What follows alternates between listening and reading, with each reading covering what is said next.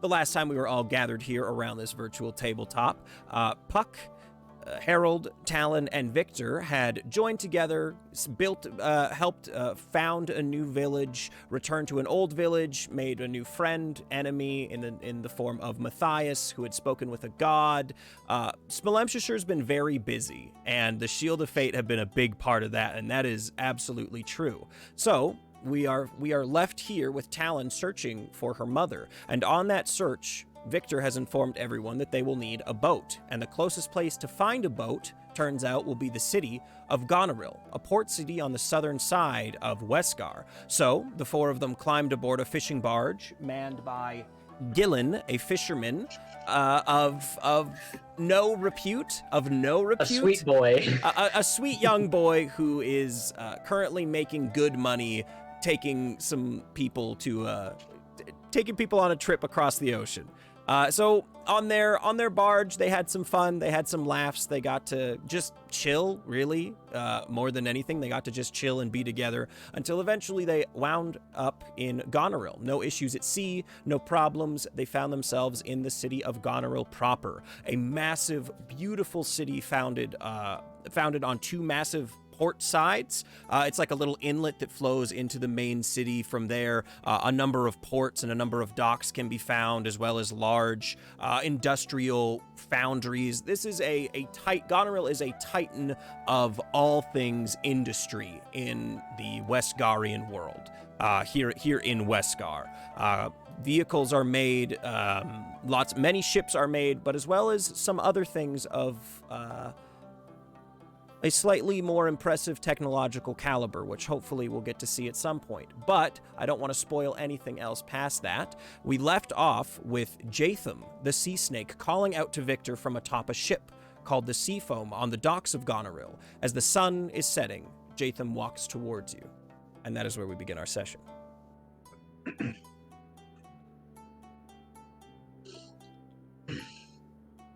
So, where's a good place to get a drink around here? It's been a few years. Yeah, I know a place, Victor. We can go, but before that, please introduce me to your friends. Oh, yes. Where are my manners? This is my new crew, I suppose. We are the Shield of Fate. We're a landlocked crew. It's different. This is Talon and Puck and Harold. Excellent. It's a pleasure to meet you all. My name is Jatham, but you can call me Jath or Sea Snake, whichever you prefer. You, Puck, and he offers his hand to shake your hand, Puck. Puck will shake his hand. It's good to meet you. Your name was Harold, was it? And he offers his hand to you, Harold. Yeah. And I'll kind of cautiously take his hand and shake it. He grabs it pretty firm, but I would like to just be watching Jatham to see if he's stealing anything off of their hands or planting anything on them. Go ahead and roll me a perception check. It's pretty good. 21. 21. It does not look like he is lifting anything from your friends. Just being sure. And then he walks up to you, Talon, and for all of you to give you a nice physical description, Jatham is a man probably in his late 20s to early 30s, a little bit older than Talon and Victor. Long black hair that's put it back in a ponytail right at the back of his head, and he wears a tricorn hat atop it. He's got a nice leather doublet, tall leather boots, and he's got a very twirled black mustache. He gives off a very musketeer vibe to the people here. Not the characters. Very suave, very confident as he comes up to you, Talon, and he offers a hand. I'll take it. As you go to take his hand, enthusiastically. Yeah, he grabs your hand and pulls it towards his mouth, and it is a pleasure to meet you, my dear. And he plants a kiss on your finger before returning your hand back to you. Pleasure, yeah. Nice to meet you. You know, I'm terribly sorry, but Talon, and at this point he reaches past your head, past your ears very slowly, not in an aggressive way, and you can feel him grab your hood. You're probably going to want to wear this up while you're here. And he tucks the hood over top of your head and your ears. before he very gently like rubs the top of your pointed ear and goes, These are not so much appreciated here. Likewise, you too. Mind. Yeah, Puck, like, and he takes grabs back you. he grabs the top of your hood, Puck, and just kind of pulls it over half your face.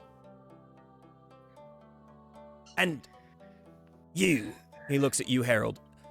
there's no hiding you, is there? No. No. I mean, I might be able to put the hood up and I can kind of maybe look like a wolf, but that's about it. No. Why don't you give me your biggest, meanest, angry orc face? That should do the trick for keeping people away from us. Now come on, angry. Show me angry. Show me your tusks. Uh, Jaith, if it comes to intimidation, there won't be a problem. All right, if you say so. Just Perhaps is Basher with you? Oh. Why don't we talk about this over a drink? Might be better.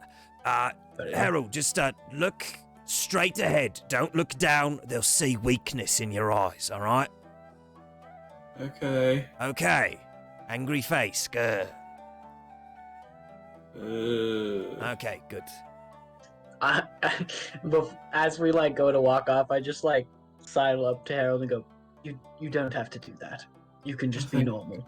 Oh, thank the gods. He's really scary. He's giving you a hard time. Okay. All right, well, come along then. And at this point, Jatham starts walking away from the sea foam down the docks. Victor, this is a familiar sight to you.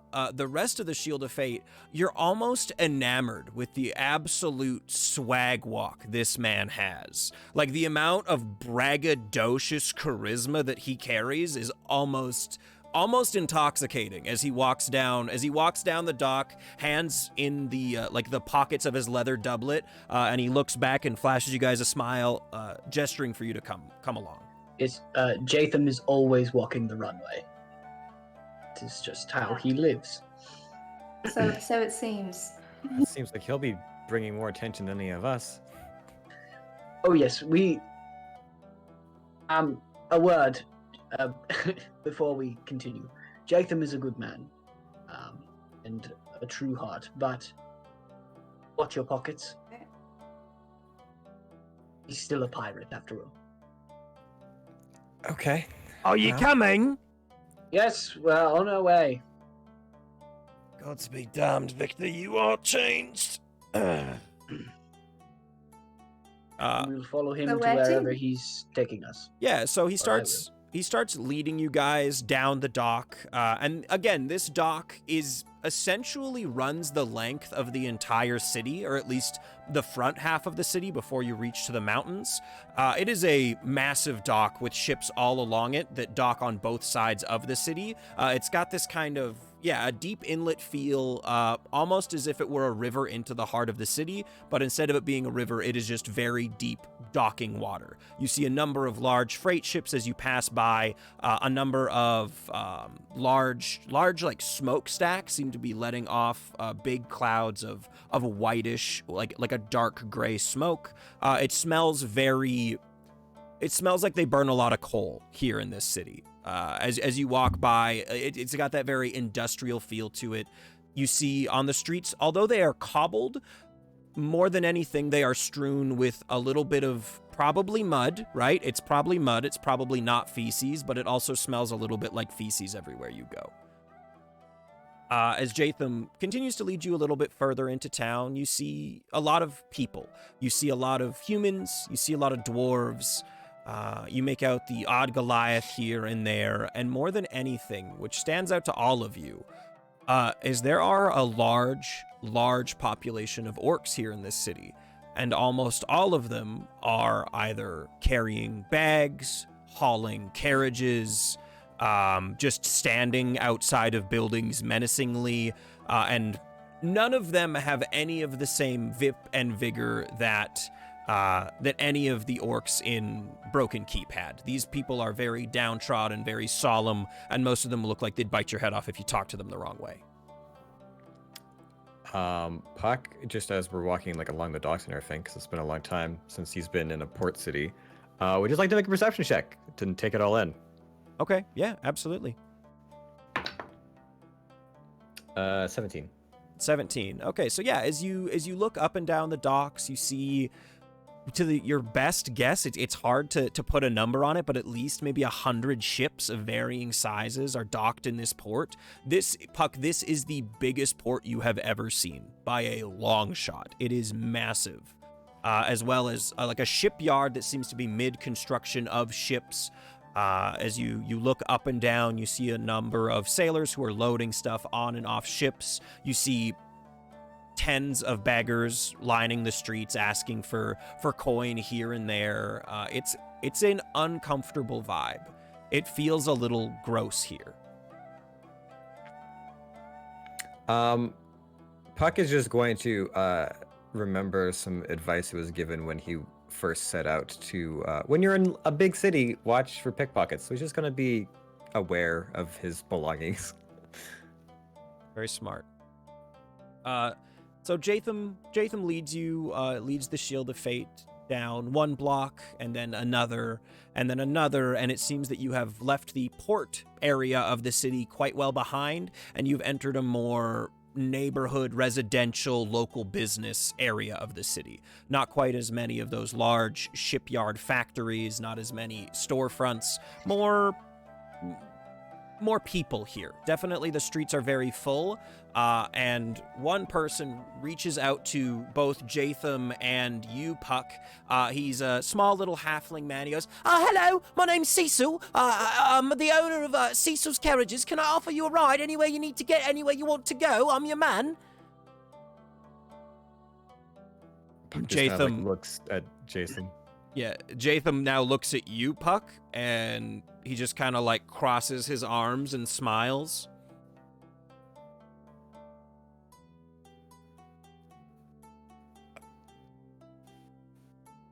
I believe we're fine, thank you. No, please allow me. Come. Look at my beautiful carriage. It's large and it's gilded, and I only have the finest orcs to pull my carriages. They are actually fresh from the mountains. Pushing us along. I'm just pushing everyone, like, not interested, So, and we're just moving. As you push, you see Puck, as you look over to the carriage, it seems to be that an orc is currently, has like almost like a horse's bit and bridle in his mouth that is pulled back to the carriage. And his arms are wrapped one around, like wrapped crossways. There are manacles at his wrists, and the chain goes around the back of his body, literally keeping his arms tucked under his arms like this. This is the first time you've ever seen an orc treated like this. It might be the first time you've ever seen a creature being treated like this. Talon, you as well. This kind of shocks your system a little bit as you see this orc is almost like glaring at all of you with a look to kill as you walk by. Victor, you've probably seen something like this once or twice before. Harold, you as well. It probably hits really close to home. But this orc especially glares at you, Harold. No insight check needed. He wants to kill you, but he's stuck.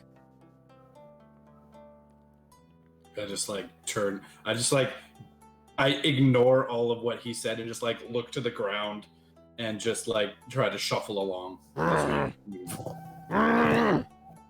calm down, you're gonna scare away all my customers.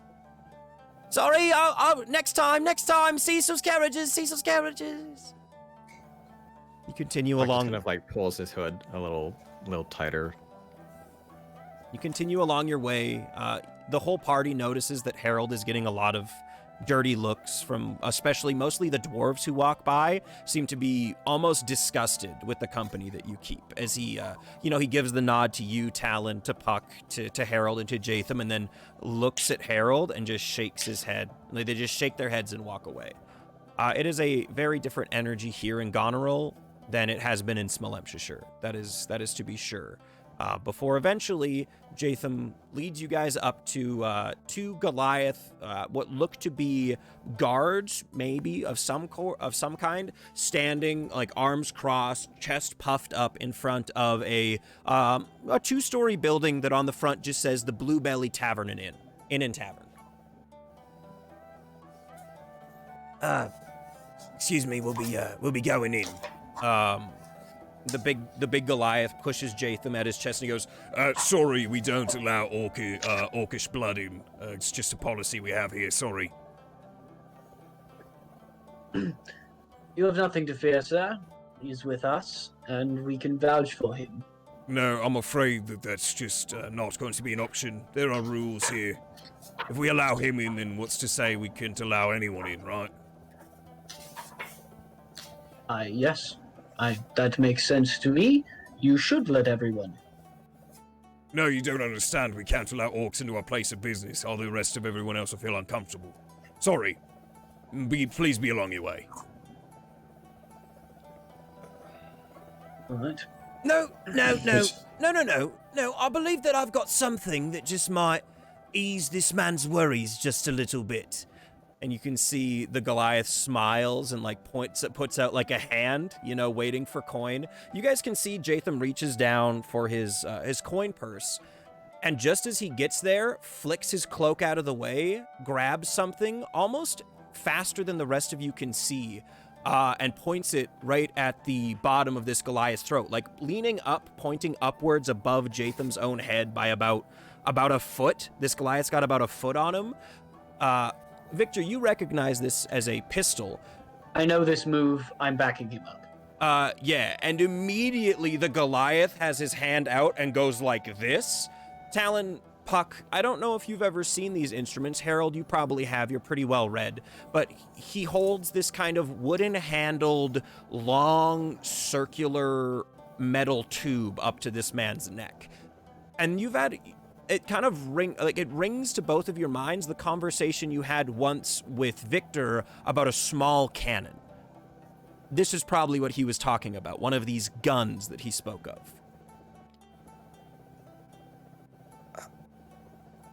Yeah, and I've got the other Goliath. I've pulled the axe and I'm just sort of like fiddling with it and watching his hands. You see him. He has a stick. That is his weapon that hangs at his side is a stick. And he just goes, I don't care who goes in. Anyone can go in if you ask me. That's what I thought. Jatham now looks at you, smiles, and he goes, By the gods, I've missed you. Darian! Open your door! Open your window! You see the second-story window open up, and a dwarvish figure looks down. Oh, it's Jatham! Well, let him in! Jatham, what are you doing with my guards? Victor, can I actually have you roll an intimidation check real quick? Mm-hmm. That is a 2. That's a 2. The guard in front of you, Victor, is like just kind of standing there a little uncomfortable. Not really afraid, but just like, oh man, this new guy, he's gonna get shot in the face. They were not being very hospitable. No, I can see that. Boss, please just let him in. He's a very important customer here at the Blue Belly Tavern, alright? Any friend of Jatham's is a friend of ours. Hear that? Any friend of Jatham's is a friend of yours. Say hello to your new friend, Harold. Harold, say hello! I just keep that. Hi. Very good. Ladies first. After you, Jatham. I could see that one coming to bite me on the ass. And he walks in, pushes the swinging doors out of the way, and enters into the Blue Belly Inn and Tavern. Now, let me real quick pull up a map. Harold is just like trying to as quick as he can, get past these guys just to get away from them. Yeah, and you guys enter into the Inn and Tavern. Things are relatively mellow in here. People seem to be having a good time. Let me just put in some of these, switch over to tavern music. My apologies. How dare you? Why can't you do this seamlessly? I wish And I could. also explain the scene. And All at the also same time. do all the voices. Why can't you do that? Can you just be perfect, please? Is this where are how your it extra always arms? works around here? Oh, yeah. Goneriil's a shithole, but you love it. At least you learn to. This is how the world is, Puck. Sometimes people need to be pushed to have their eyes opened. It's harmless, Been but enlightening. Jason So would never pull that trigger. Don't tell him that. I totally would pull that trigger and you know it. I know that you would not. You don't remember Remember what? the time they called your bluff. No.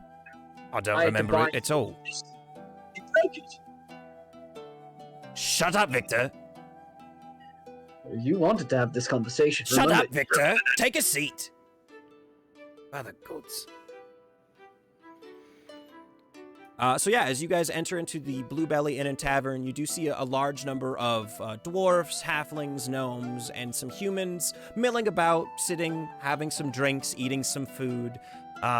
Everyone seems to be enjoying themselves quite raucously. It's a good time, and eventually, where would you guys like to sit? There seems to be an open. Is there any open tables?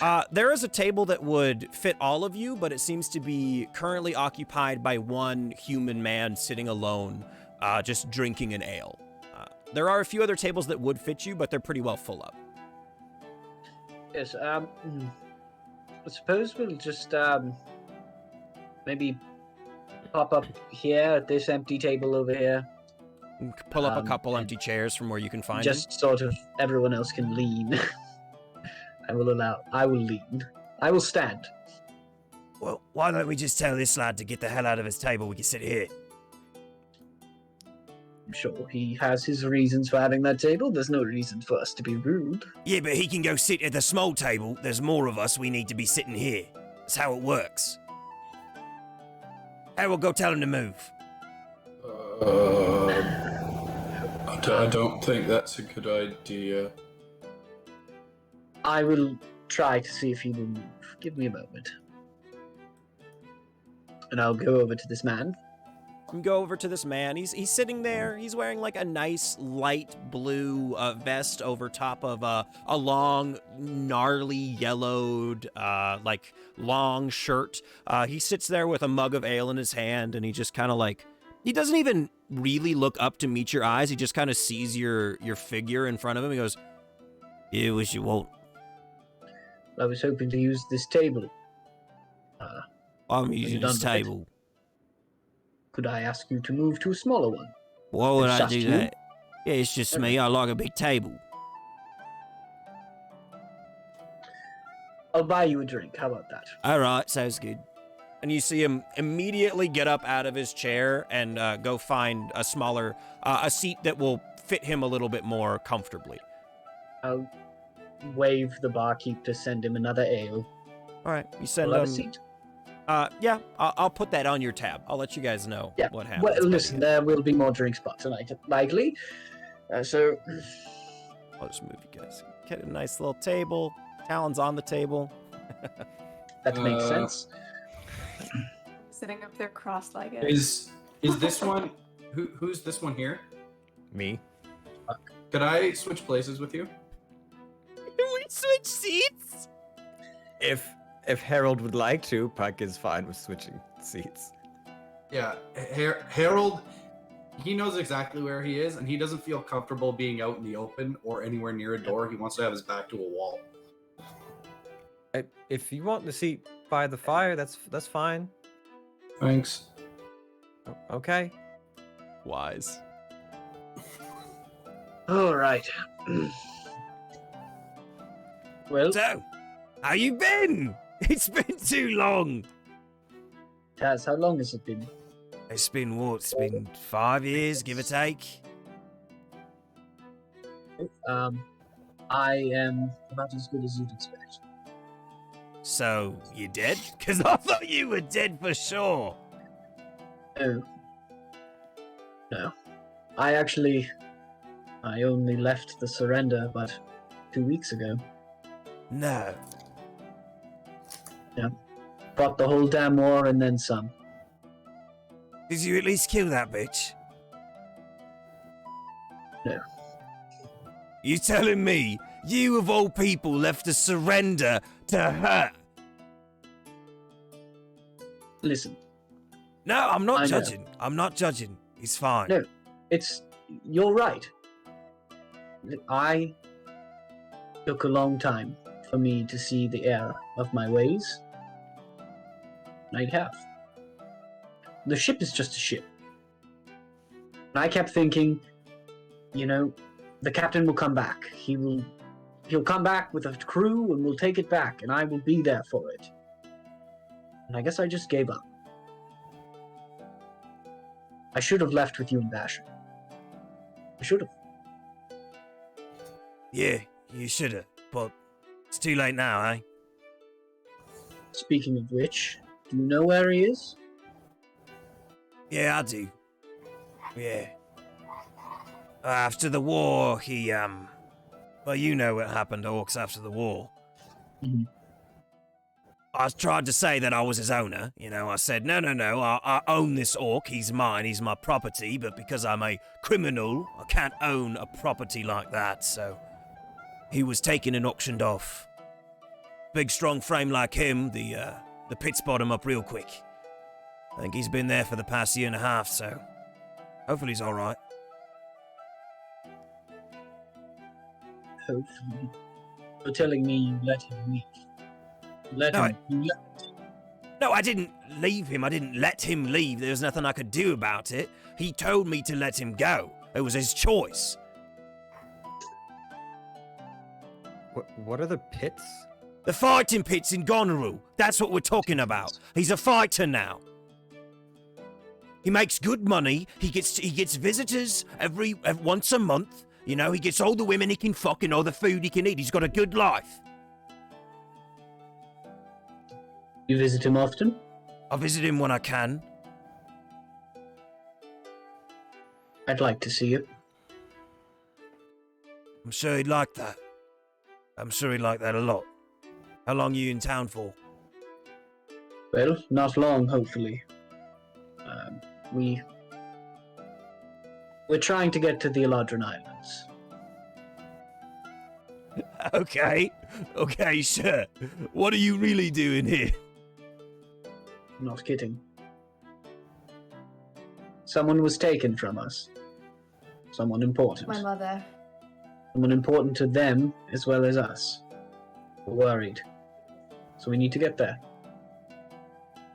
Oh.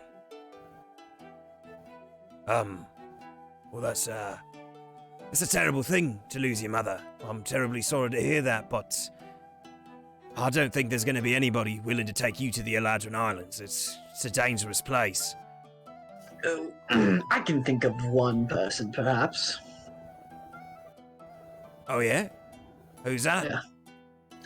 Oh, this fucking idiot I know. Well, I hope you wouldn't expect him to do it for free. Oh, he doesn't do anything for free. No one does. No one does, Vic. So, let's get down to it then. You saw Talon? me. Puck's gonna You lean know- into Talon and just be like, "What's happening?" I have no idea what's happening. You didn't have to single yourself out to me on the port. You know what I can do. What are you doing here, Snake? You see him kind of look around the room a little bit. He gives a sidelong glance before he goes, We best take this conversation upstairs. Come along. Sure. Let's go. okay. So you guys start heading up. Is everyone else going along with him? No, sorry, no, just me and Victor. It's a sensitive conversation. I mean, sure, we can stay here Okay. alone in this strange tavern and have a drink, I suppose. Good. Keep to yourselves. I'll be back soon. Yeah, we'll do. Okay. Alright. You guys watch as Jatham leads Victor up the staircase that turns once before eventually they disappear, leaving you guys in a very foreign place, all pretty well alone, a little uncomfortable, with a lot of eyes on you, Harold. Yep, I'm just keeping my head down, not saying anything, not making any sudden movements. So we're back to this again, aren't we? This I is the way the really world hate is. having to hide.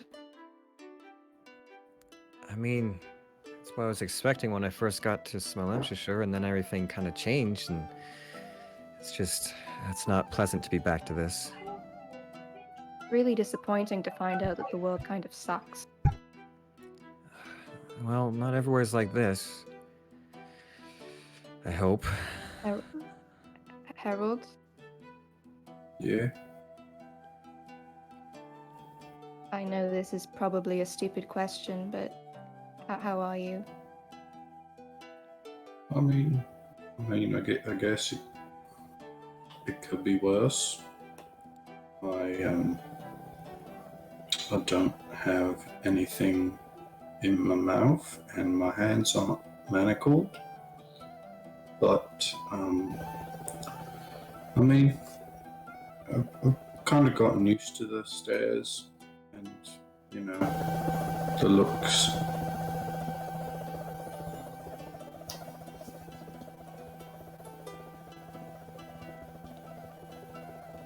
We need to... I don't know. We're not going to let anything happen to you, I guess is what I'm saying. Thanks. It's nice to know that I don't have to, for once, fend for myself. We've got your back. Always. Thanks. Should we get something to eat while we wait? Maybe something that isn't fish? I'm not sure what Not else fish you're going to would be find nice. in a port town, but you can ask. You all hear this distinctive sound of a very portly dwarf making his way over to you. He comes up from like the back of Talon and Puck, from kind of like the bar area, and he puts his mug down on the table, and he just kind of leans into the table. He's the right kind of height where he can just lean right into it like it were a bar, and he looks up at you, Puck, and he looks over at you, Talon. He goes, So, what's a couple of sweet young kids like you do with beasts like that? Just hoping for an ale and some food, I think.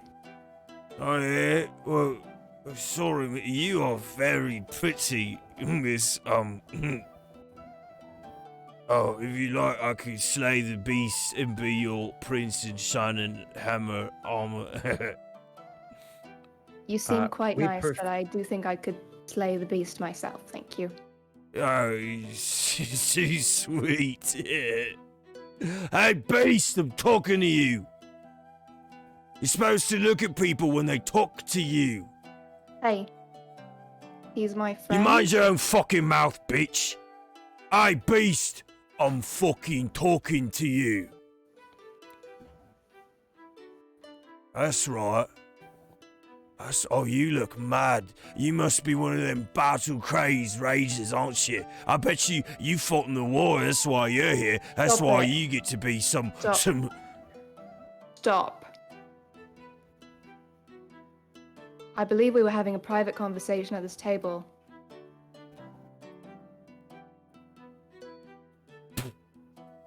and Talon spits in your face. You need to learn to watch your mouth when you be You need to spoken take a step back from this table before you anger our bodyguards, sir.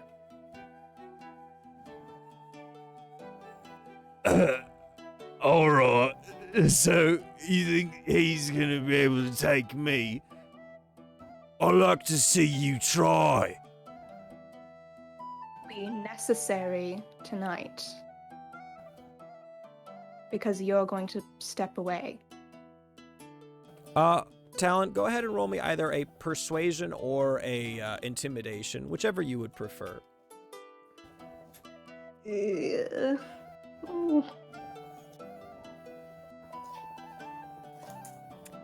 Three. Can I give her? Okay. Can I give her advantage? No, not this time. Okay. I'm sorry. You have received a luck roll. Go ahead and use that.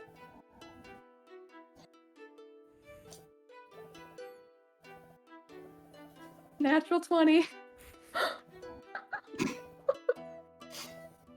Lane's so mad. He's so mad. Remember, this was your idea. You know what? You're not worth my time. And he grabs his tankard of ale and heads back to the bar, and you can clearly hear him talking up to his buddies about how he just totally shit on that orc over there. You guys can overhear this conversation about how he was like super intimidated and he wouldn't even fight him. A lot of really shitty stuff is being said, and you can hear from the bar that most of them are like, "Yeah, good for you, good on him. Why did they even let people like him in here?" It's disgusting. I'm sorry, Harold. Okay. You get used to it.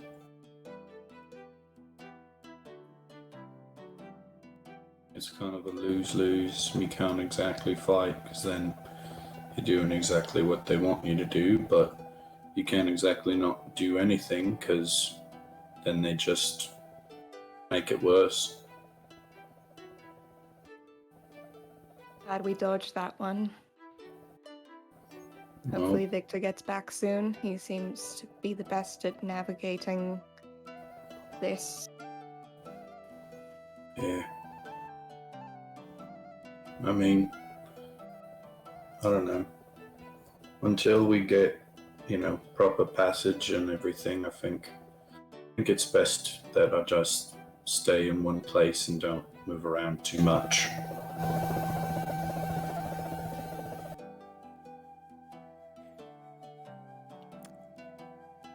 Thomas, I think sometimes your mic is peaking. I'm not sure what's happening there. It's some Really? weird stuff. We're getting squibbles. Okay. Oh, sounds good now. Maybe you had a loose connection. Maybe my mic was just twisted wrong, so it wasn't picking me up properly. Saved. We're saved. Chat says it's Saved. aliens. The Right. aliens have probed him and are leaving. And they're into it. But they gotta go because we got a show to do. So, okay, I'll just repeat what I said then. I think it's just best if, while we're here until we get passage, that I just stay in one place and don't move around too much. Probably wise. It's going to be very stressful being here. Hopefully we leave very soon. Yeah, Well- I'm sorry, guys. I'm not much use in these kinds of situations. It's not really what I'm used to. I mean, It's I don't okay. think any of us are very good at talking to people. Can't believe that actually worked back there with him. Never stood Well- up to anybody before. Not like that. Maybe mean- next time we can just make it a competition, and maybe they'll go away if we beat them in arm wrestling or something. I mean, we can try that, I guess, but maybe we'll just try and keep our heads down for the moment. Excuse me. I mean, we don't. Excuse Yeah. me, sorry.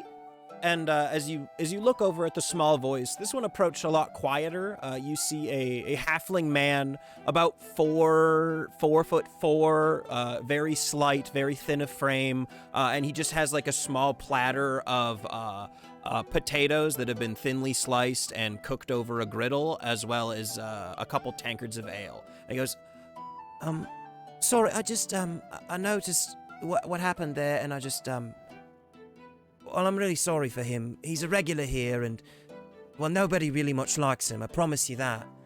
Here. And he just puts down some of these thinly sliced potatoes and tankards of ale. My name's Martin. It's nice to meet you. I just wanted to say that everyone in Goneriil's not a complete piece of shit. It's nice to know, Martin. Thank you Alright. for bringing us these. Of course. You enjoy your evening. If you have any questions about where you'd like anywhere to stay in the city, you just let me know, alright? I'm just over there with my friends playing some cards.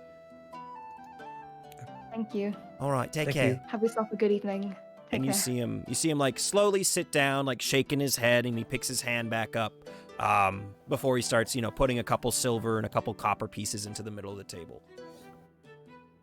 And with that, we're going to head upstairs. Victor, as you follow Jatham up the stairs, he leads you into the second room on the right, which seems to be like a small storage space, but set up right under the window is 2 boxes. I'll take a seat. You see Jatham sit down across from you.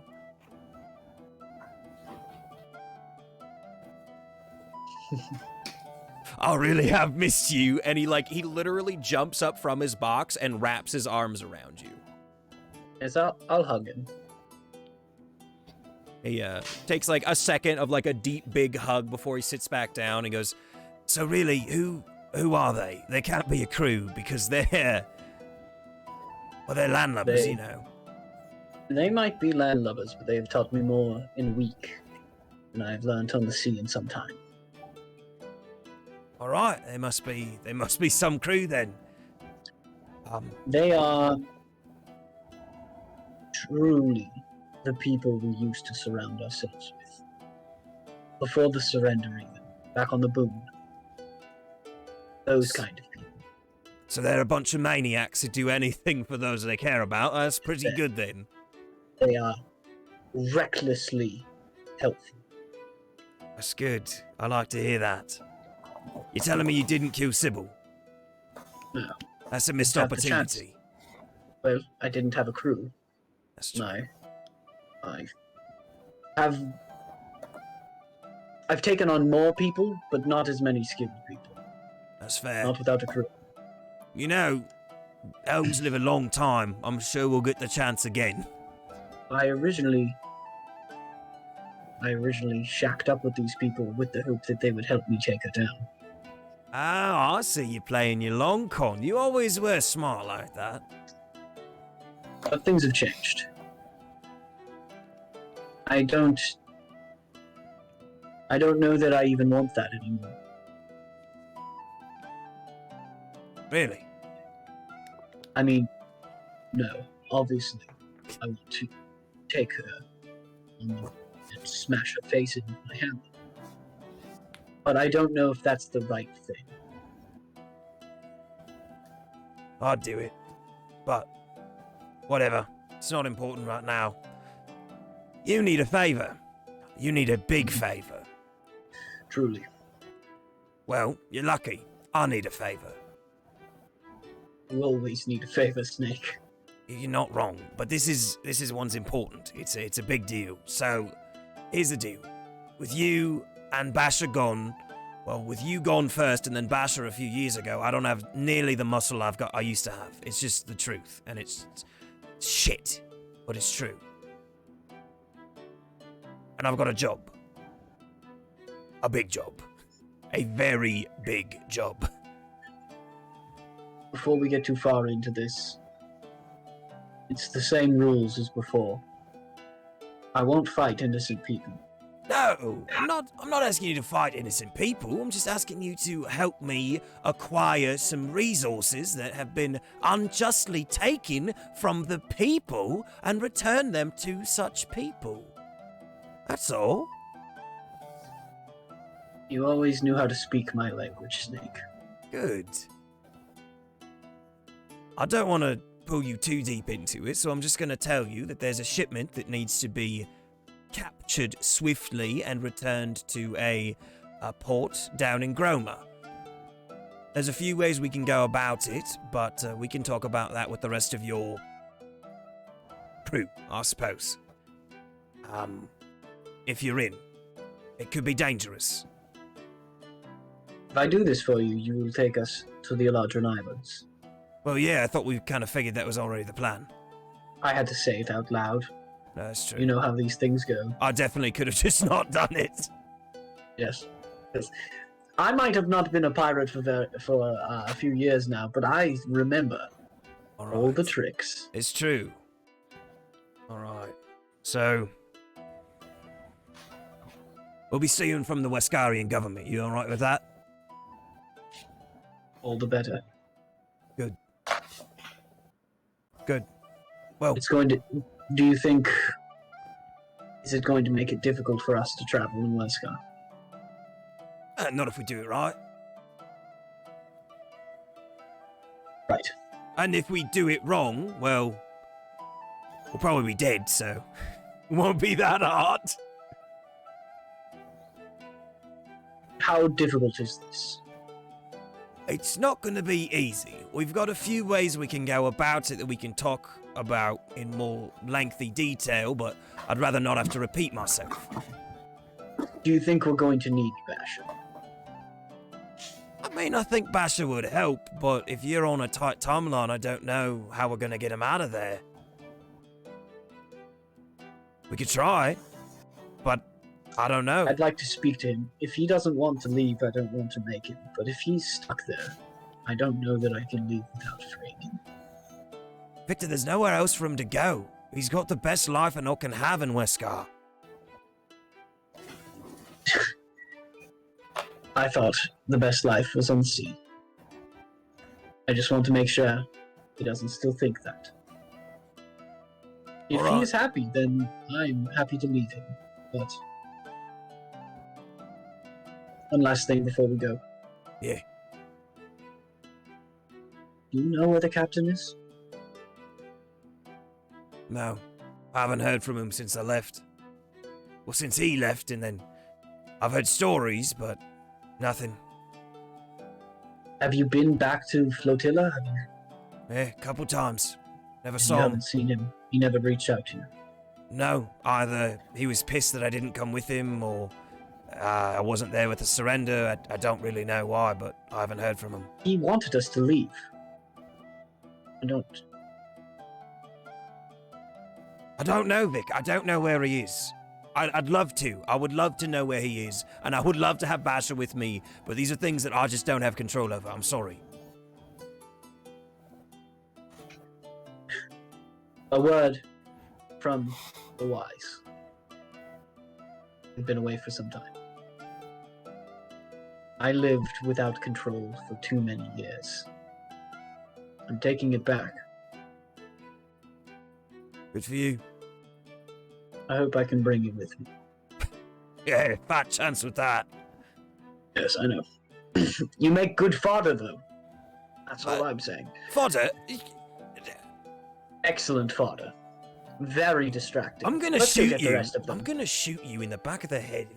Son of a... And it won't kill me because I'm very strong and you're stupid weak. Let's go. I turn at the door as he's like flipping out, and I let my hair come up only like a half range, only just like a, and then I let it fall again. You just see this like ear to ear grin take his face, and he's like, Oh yeah, he still does the hair thing. I knew it. I wish I didn't, but I do. I'm gonna walk back down. Yeah. You guys, after, just like probably a minute after the young halfling guy came back and sat down at his cards, you see Victor and Jatham coming down the stairs, pretty like lighthearted, you know, a little chuckle here and there. Jatham's got like this big smile on his face, like he just saw somebody, like somebody just gave him like 100 gold coins. He's just like, Oh, right. So, Snake, is it best to discuss here or on the seafoam? Well, if we're gonna do this, Seafoam for sure. Yes, I mean, maybe give me a moment. Oh, We'll yeah. we'll meet you outside. Well, I've got to go talk to Darian, so Great. He heads back upstairs. I'll take a seat. Puck is just like sniffing his ale for a moment before taking a sip. Did something happen here? Yep. So the locals aren't very kind. I got spat on, and someone was very mean to Harold. Sorry. Didn't end We in a don't have to fight. stay here long. The good news That's is, good. Jatham is willing to give us the seafoam. Willing to take us where we need to go. Great. Of course, not for free. He is a privateer, after all. Right. We've got to help him with some cargo. It's not the prettiest job, and I don't have all the details yet. But do we think this is a good option? I think it's our only option, especially based on what he said down at the port, that no one's going to be willing to take us. Yes, timeline-wise, I think this is the only quick way. Now, Well, go ahead. don't disagree. We haven't really investigated or talked to anyone other than him yet. That is correct. Perhaps we should ask around a little bit. We can go back down to the port and make ways more above board and see what we can find. Right? Jatham is of a different world, of course. But he's a good man, has a good heart, and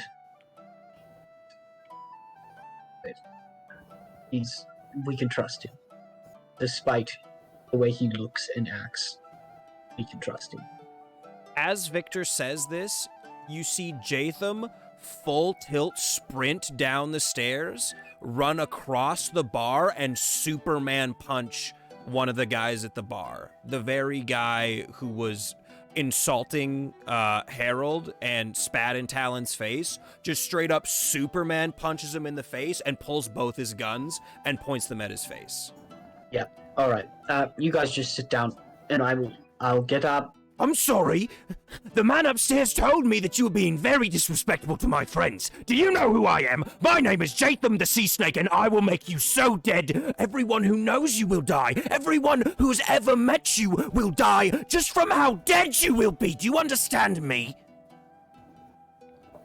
I'm just watching his back, seeing if his buddies are trying to jump him. Oh, yeah, no. Everyone downstairs is mortified that Jatham is currently holding guns to this random guy. Sorry, did you have something to say? Did you want to say something? Did you want to say something to those people sitting at that table over there? Because I highly recommend that you do. Now. And this man toddles over, places his mug down, and he goes, Sorry. For being disrespectful and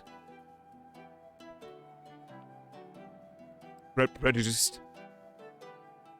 I want you to say it, well, I want you to say it to who you need to say it to, not the table. Can you say that to Harold?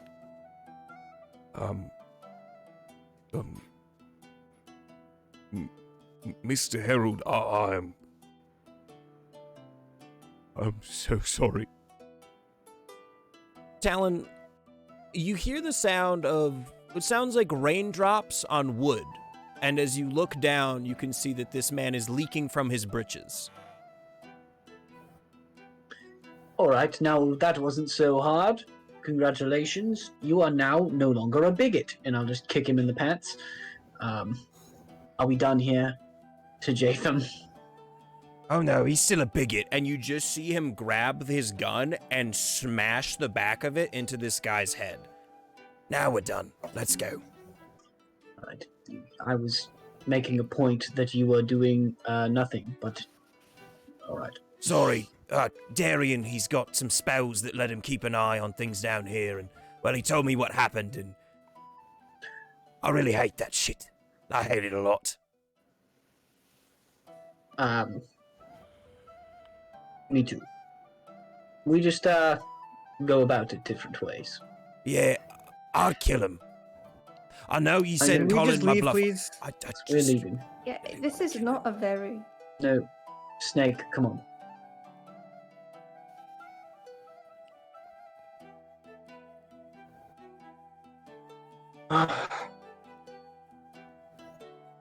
All right, let's go. Let's go back Mark to the gets up phone. and walks out. Yeah, we're going back to the phone.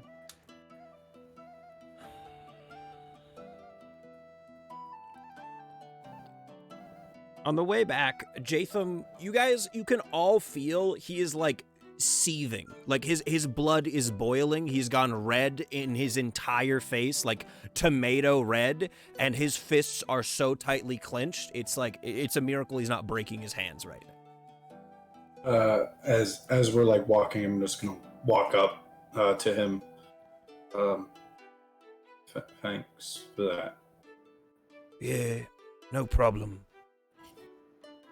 You look too nice. That's the problem. If you look meaner, shit like that wouldn't happen. Put on your mean face. It's just not who I am. Fuck. All right. I'll put on the mean face. I catch eyes with Jatham and just give him like a knowing look, like you've heard that one before, haven't you?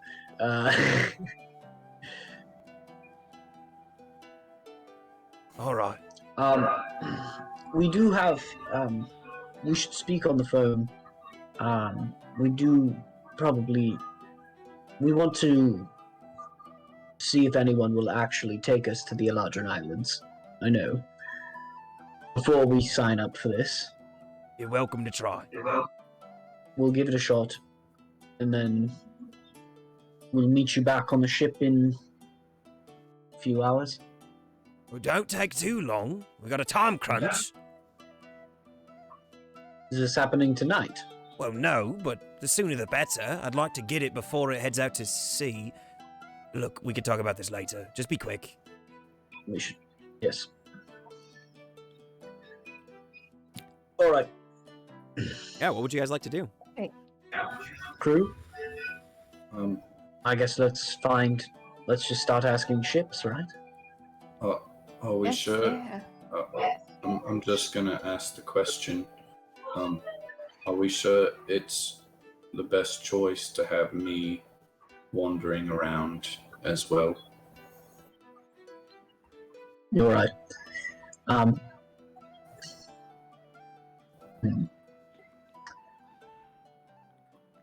Why don't we? I can. I think if we all travel together, we'll be okay. I was going to suggest splitting up to save time, but I think that is I don't feel probably comfortable. not. with not the that. smartest. I don't know how to talk to any of these people. Let me try to work my magic.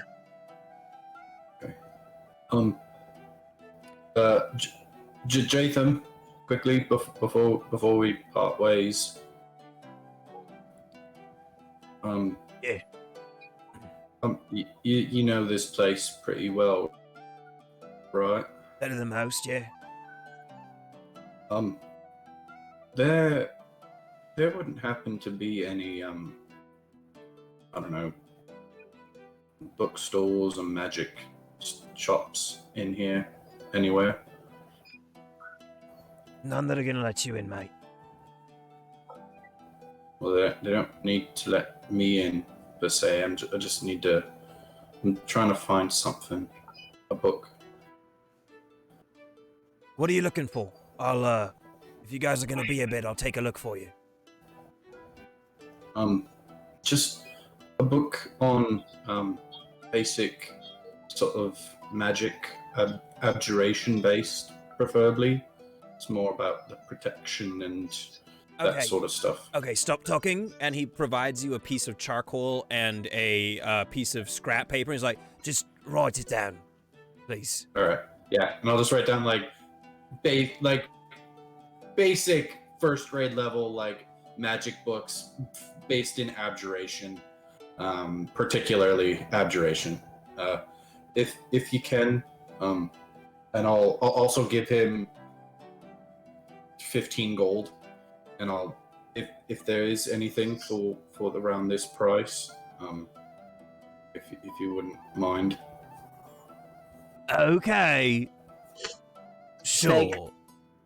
I saw how many gold he gave you. All right, just I'm so gonna we're buy all him a hell of a lot of books. That's fine. good.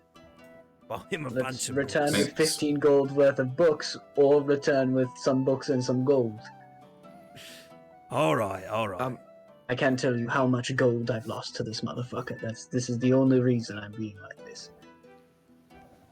Was that a bad move? Did I do something No, wrong? it's fine. He likely won't steal from you because I'm here. Okay. Jatham, I mean, thanks, Jatham. Yeah, no problem. Puck, what you want? do you know if there's a shop near the docks that might sell, I guess, like raw gems? Oh, no, you're gonna have to go up into the industry district where they do all the big processing stuff up there. Turning all kinds of gems and stones into magic or beautiful pieces of jewelry. It's more of a crime than what I do, I tell you that right now. Okay, thank you. Yeah. Did you want me to take a look? I could do that for you. Well, I'm not even sure if I have enough gold for the thing I'm looking for, so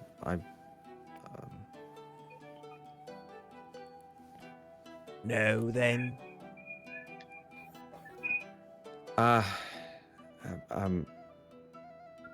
If you should happen to find yourself up there while you're looking for the books or something, I'm looking for a diamond or small diamonds. So who's the lucky lady? No, it's nothing like that. Although the person might be female, I suppose. I'm not sure. What? It's just. Never mind. It's the reason. I it's not mean, if important. you go both ways, it's fine, Puck. I don't judge. So do I. It's not that weird. It's for magic. Oh, of course it's for magic. That makes a lot of sense. Sorry. My apologies. Gods. Oh, yeah.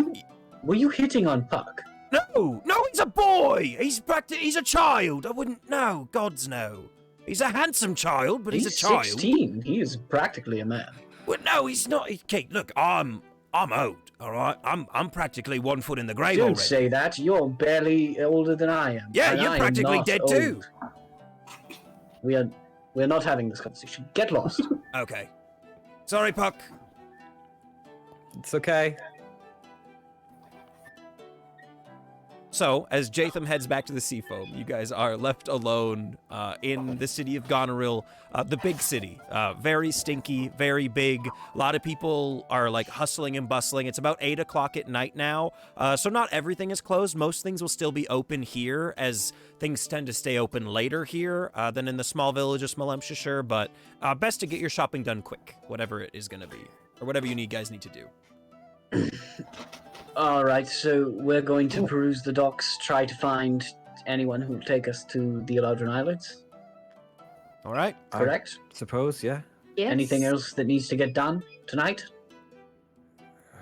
I mean, other don't than think so. it sounds like a little bit of shopping that me and Harold were looking at. No. I'm rather broke. But yes. All right, so I'll take everyone through the docks, do all the networking I can. Yep. Try to find someone who'll take us to the Eladrin Islands. Go ahead and give me a investigation check. will you give me advantage because it is ship-based? Because this is your thing? Yeah, I'll give It's you my advantage thing. for being a pirate. Two good rolls. That is an 18. 18. Okay. So, as you wander down the docks, every now and then you get a pretty forthright... Sorry, one sec. We got some reverb. I don't know who it is. I think it's Thomas. Oh, yeah. Is it me? It sounds like you're... Yep. It is definitely Thomas. Okay, so as you guys make your way down the docks, you get a lot of, right off the bat, they see your traveling companions and they go, sorry, no orcs. No orcs. Sorry, no orcs.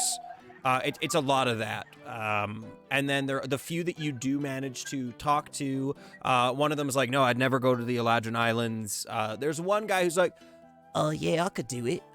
It'll be 2,500 gold pieces, but I'll do it. All right. We'll get back to you. All right. Yeah, so, Gonna lean over to Victor and just like after that interaction as we're walking away, just like kind of nudge him like, Victor, are we poor? without a doubt, we are very poor. Oh, okay. Okay, good. Well, that's the I'm- asking price for passage there. What are we doing for Jatham? Well, I don't exactly know. We'll have to speak to him more, but it's... I imagine it's slightly dangerous, and I can assure you it is legal. And therefore has a high price. And also, he's a big dumb softy. So he's going to do it for me. But he needs to think he's winning here.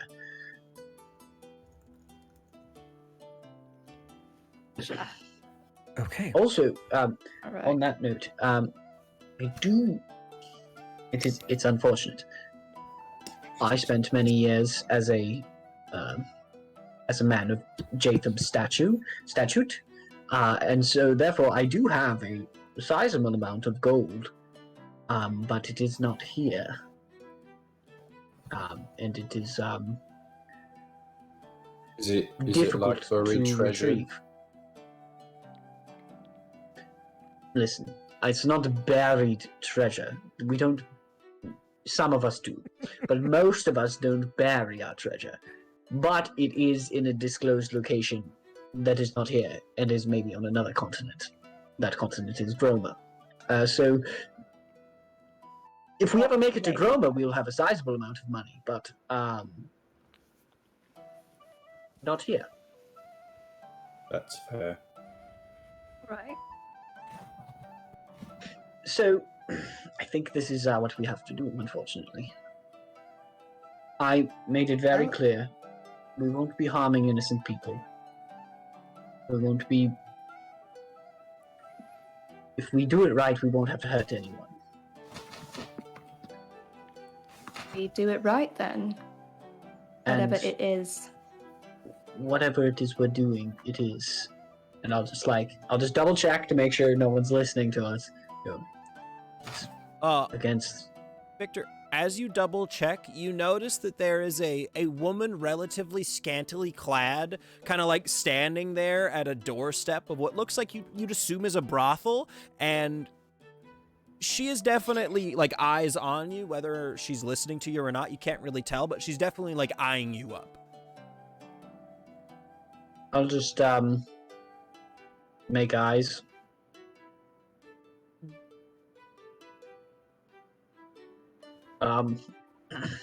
Another time.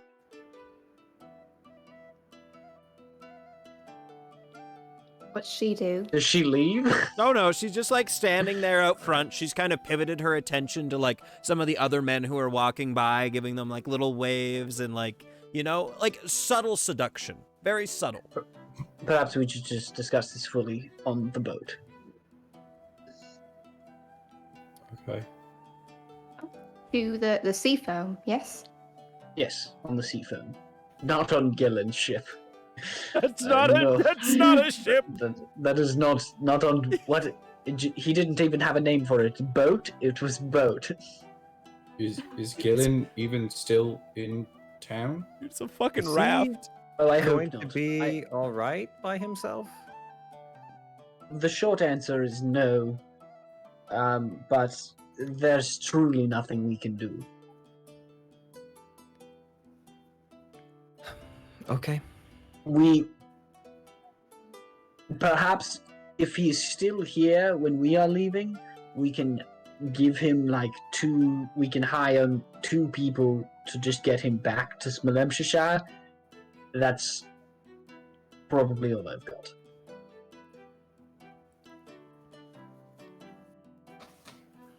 Right. All right, so you guys make your way back to the seafoam? Yes. Okay. Yep. As you make your way there, a little bit more time has passed. It's probably closing in. Like, it's definitely past sunset. And here in Goneriil, there is no snow. Being this close to the ocean, it very rarely snows. And when it does, it's almost more like sleet. And tonight, it is a clear sky. Beautiful stars. You can see, like, the blues and greens, like, as you look up. It's not quite the northern lights. It's just this beautiful, picturesque view that is immediately clouded by like clouds of smoke that blow across in front of your way. Not clouds of clouds coming from these buildings that seem to be working long into the night. But it definitely, Talon, you more than anyone feels especially yucky here. No, like. But Like yeah. Vancouver. Like worse Vancouver. But eventually you guys do make it back to the seafoam. Sitting on the deck as you guys approach is Jatham sitting across from what looks like a tall furred man. For those of you, Victor, you know what this is. Harold, you probably have read about it in books. Talon, wildly weird. Puck, you've also seen this. It's a tabaxi man.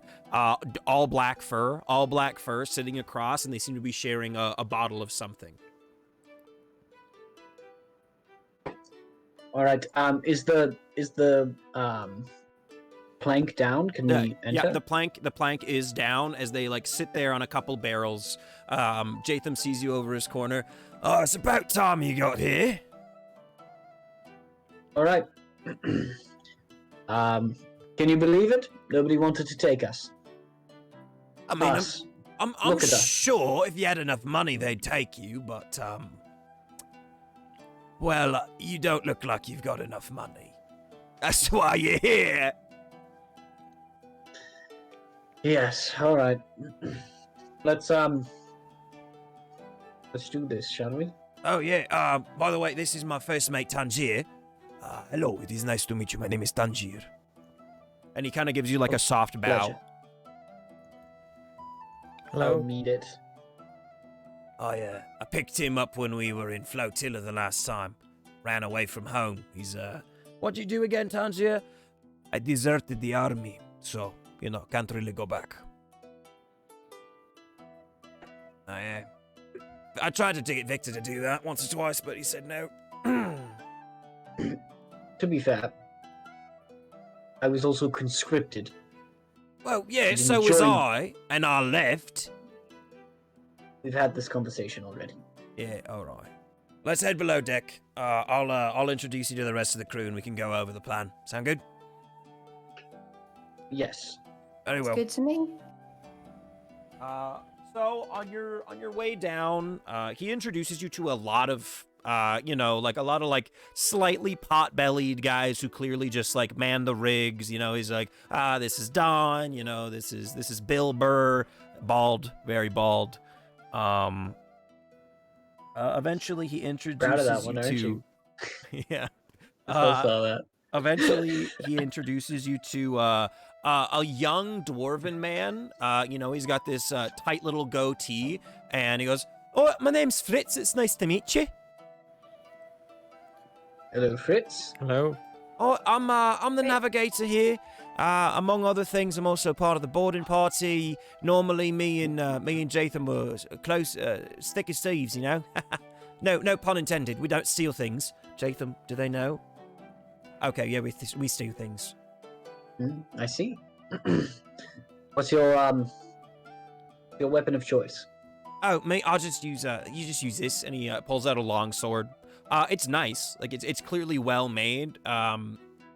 Nothing fancy, nothing too fancy. I just sort of like lean over to Jathan and go, looks like a downgrade to me.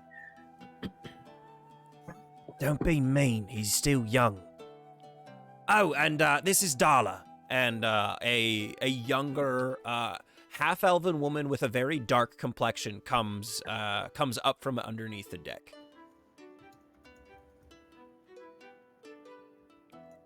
Dala, you said? Yeah, Dala, Dala. She is bald, but she has like very sharp feminine features. She's wearing relatively like light armor. Like there's not really much going on there in terms of armor. It's more just like heavy clothing. And she just kind of gives you guys like a soft deadpan look. But nothing negative, just like doesn't care. All right.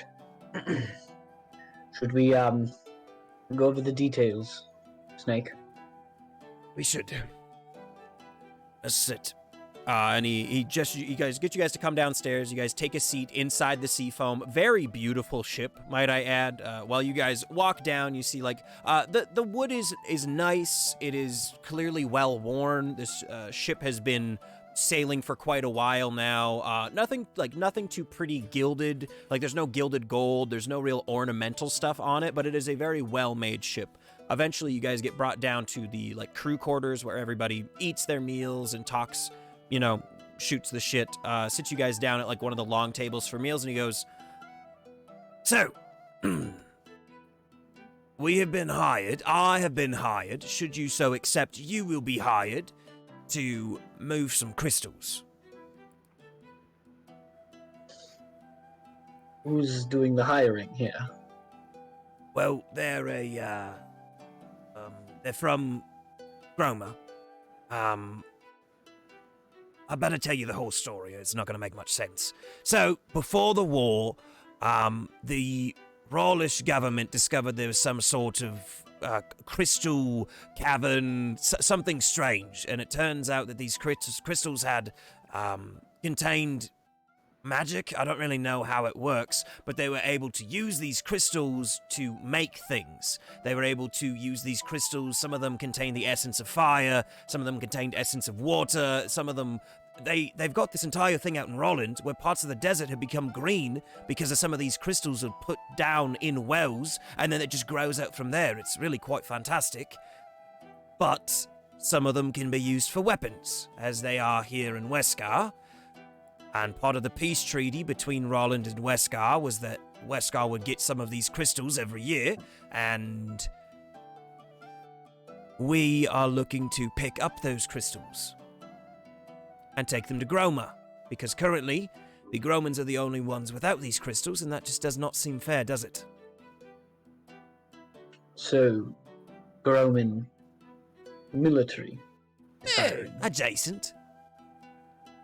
I assume they want to make them into weapons as well. I didn't ask. Smart. So what's the plan? They're currently on this Westgarian ship. Yeah. So the plan is that they have docked here in Goneriil. They'll probably be here for a number of days while they restock on supplies before eventually they wrap around up north to Normandeau. I would like to get them off their ship, or from wherever warehouse they're in. I'm not entirely sure yet. That's why I need some help. To get them onto our ship and get as far from Westgarian seas as possible to make the shipment, to drop off the shipment. From there, I can take you to wherever you want, honestly. We'll have enough money that we can go anywhere, whenever. So, we're getting these crystals and we're making a drop in the sea? Well, we'll be heading into Groman seas, and Either there's going to be a ship waiting for us if we do it in the right time frame, or we're going to have to head into island. Oh shit, what was it? One of the islands. I don't remember off the bat. All right. So, you don't know where they are currently. You don't know if they're on the ship or not. Well, I know which ship they should be on if they're there, but I don't know what kind of precautions they're taking. This stuff is really valuable. So, they could be anywhere. What would you have us do? Well, honestly, I need all my crew members, suffice for maybe me, on my ship to prep for a, hopefully not, but possibly a hot departure. You know, if things go wrong, I need everybody on the ship ready to go. So I need someone to come with me to retrieve these crystals. All right. We are good retrievers, not great scouts. Well, Talon is a pretty good scout, but in the forest, not the city. I hear it's much the same. I don't imagine will be much help finding them, but once they're found, we can certainly get them out of there. All right. That's fair. We're not very sneaky. We found in our recent weeks, we do not. Our presence is known. Well, how do you feel about being a distraction? You think you can manage that? I'm very good at that, I think. I was about to say, we are mighty distracting. Well, if we're gonna go about it that way, I can do some looking if you want to go see Basher in the pits. I can do some scouting around, see if I can figure anything out. You can go talk with Basher, and if you can convince him to get out of here, well, fuck, we'll take them both. We'll take the crystals and we'll take Basher, and we'll never come back to this sorry shithole. All right. Well, you do some scouting. I have a person of interest to speak to. Oh, sorry, one more thing, Harold. Here's a couple books for you. Thank you. And he does give you 2 books on abjuration, and they are very much like the preschool level, you know, like baby's first abjuration spell. But they are books on magic. He also gives you 12 gold coins back.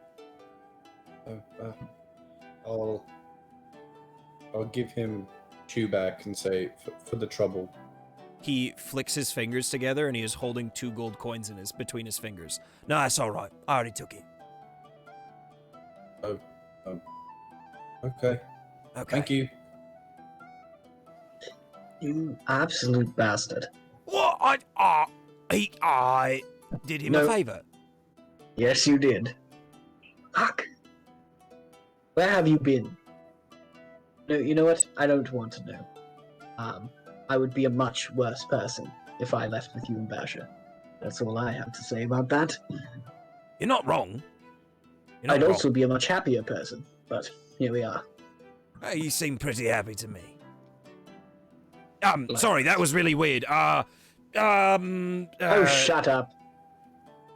I give him a noogie. No, that's my thing. I'm older than you. Stop that. No. Quit it. Yeah. Quit it. I'm bigger than you. I It know doesn't you're matter. bigger than me, and it pisses me. I'm going to shoot you. I'll do it. Yeah, shoot me. Do it. I He dare fucking you. pulls the Shoot me. gun and shoots you. Yeah. Yeah. I puff out my chest. You take 10 points of piercing damage as he shoots you in the fucking side. I throw my throwing axe and my hand axe into his leg. Oh, fuck! He doesn't pull away. You get a free hit. Yeah. Not any big arteries, just the good one. Just enough for it to hurt. At the sound of the explosion, I just take my head and duck.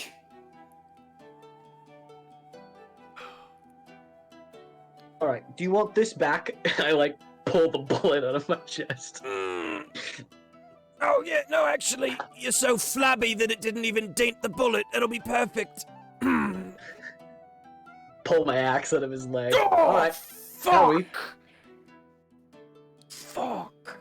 Sorry. You know what? Wow.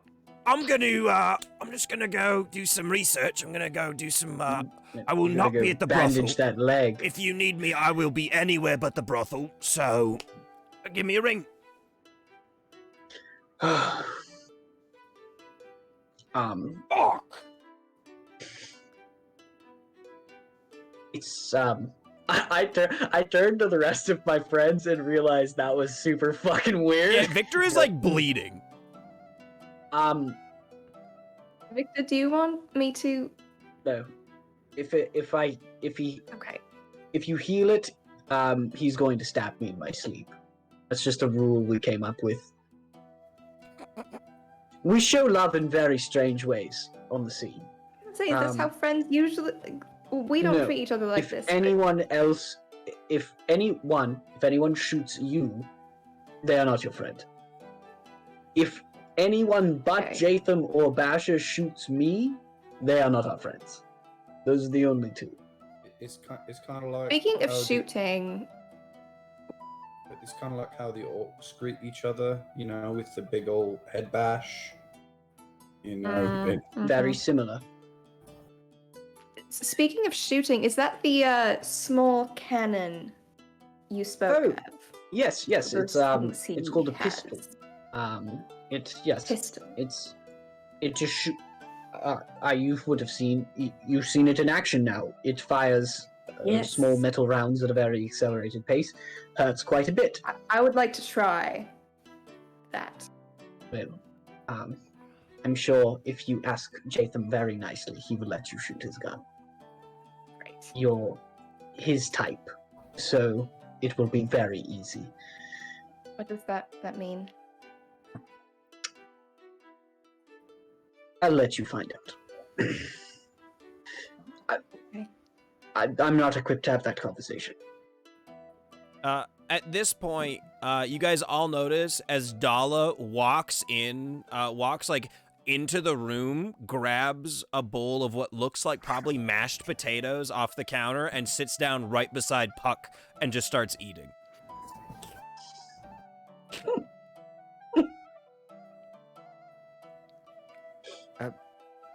Hello, Dala, was it?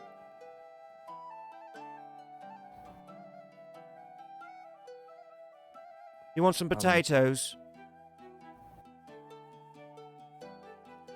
I like looked to the rest of the party a little bit confused. No, I want to see what happens. I'm going to stone face it. Sure. She offers you the spoon that she just used to eat.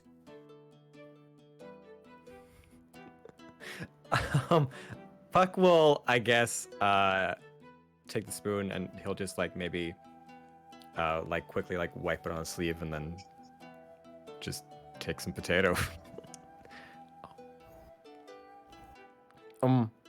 So where are you from?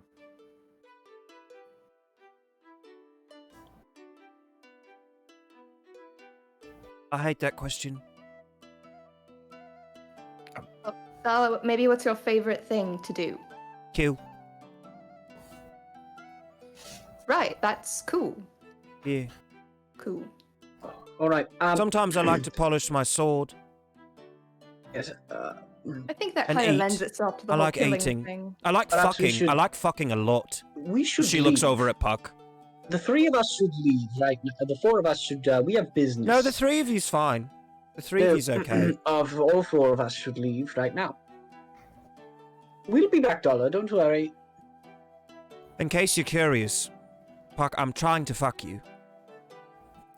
I'm understanding this. Yes. Okay.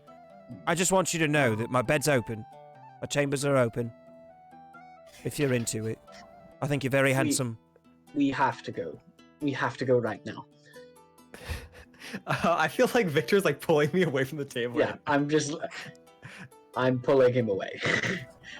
Leave the potato. No, you know what? Take the potatoes. We're No, taking leave me these. the No, leave me the potatoes. Puck You've is like made this trying to mistake. put the spoon back in the bowl as it's being pulled away, and he just goes like, appreciate the compliment. Then just gone.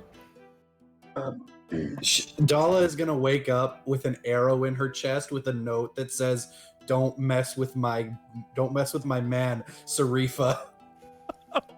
Carved in blood. It's like gonna be written in blood 100%. Okay, with that though, we're gonna take our break. That's where we're gonna take our break tonight. Break time. Yeah, break time. Break time. Oh man. Man. Whew. Puck always attracts the wild ones. Wow. He's just Man. I think so it's my handsome. favorite trope. My favorite thing so far is that Puck gets all the weird ladies after him.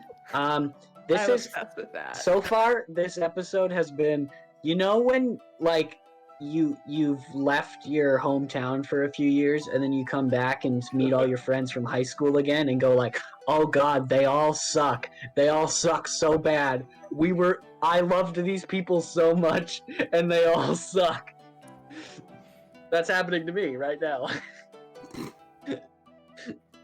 Wait, who sucks? Remember, it's like I used to think these people were so cool, and now that I've been gone for a few years, it's like, oh no, they're all gross fucking weirdos. Oh They're man, pirates, dude. I know, but like the idealized version of the pirate. You know? Yeah, it's true. I love these pirates already so much. I love them too. Victor is highly embarrassed, I'm waiting for Duck to but make his also return. loves it. I mean, look, yeah, please, if you would, So- Alex, if you want to Oh, hit boy. that, if you want to run those ads, I'd appreciate that greatly.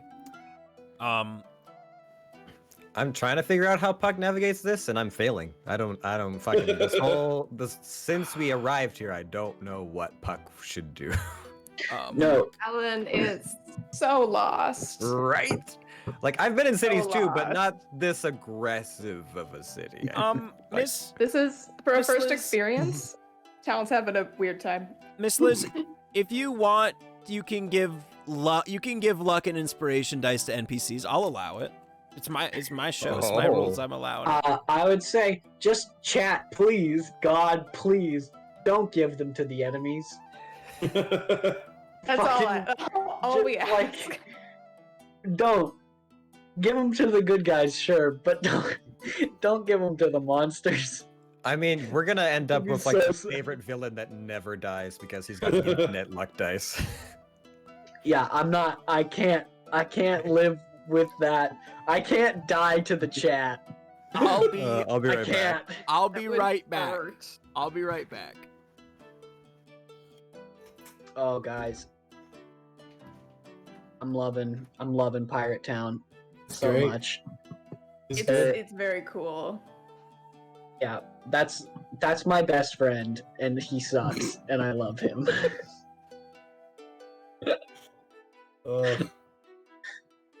I have to stop him from sleeping with Talon. I know he's gonna try. That's true. Yeah. His charisma is gonna get the better of him.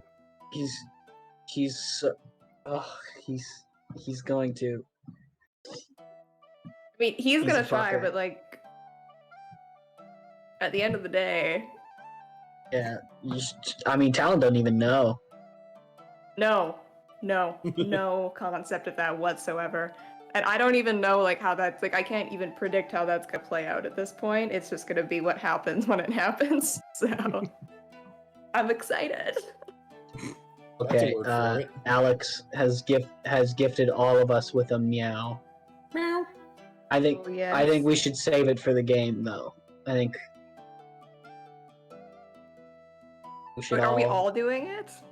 Yeah, One for each player. Oh, okay. I see. It's just gonna be a we cacophony either have to all of- do it at the same time, or all That's not gonna all happen. just do it sometime in the game.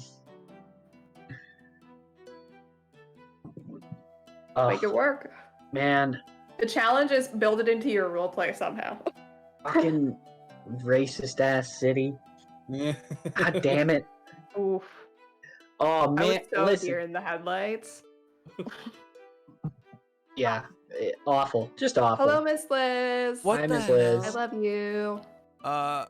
What? The meows are one for each of Meow. us. Meow. Oh, meow. But during the game, Yes. we have to do it during the game. Yeah, man, racist dwarf. Fuck him. Absolute fuck him. Randolph plays a good racist. I don't know how to feel Ooh, about that. Ooh. You listen. It just It's means not. you're It's good at not acting. particularly like you play a good racist. You play a good scumbag. You're very good at being the absolute worst. Like, people really do hate you in that moment. Oh, I can take Yeah. pride in that. Yeah, I wanted to kill you. It's a I good hated thing Victor, me. Victor wasn't there because Victor would have killed that guy. Yeah, I know, and I think that's why something needed to happen. And I was like, yeah, I know that homie's got wards, like he can hear and see everything. He's basically got a magic CCTV, and so he was like, yeah, that guy down there. I don't know who your friends are, Jatham, but like that dude was like super shitty to them. He's like, I'm gonna go kill him. Yeah, Jatham would be like that too. That little fucker. Mm-hmm. I can't wait to go talk to Basher. Oh, I'm so excited to talk to Basher. Chat, thank you for the luck roll. That was from Yeah, who? Who from gave me the Liz, I luck think. roll? Liz? Yep. Saved. Liz, thank Big you. saved. Saved everyone's ass. I think it would have been hilarious if just a bar fight started downstairs and then Victor and Jatham had to We walk came into back that. down. That's kind of what I was expecting, to be honest. With Truly? that nat 20.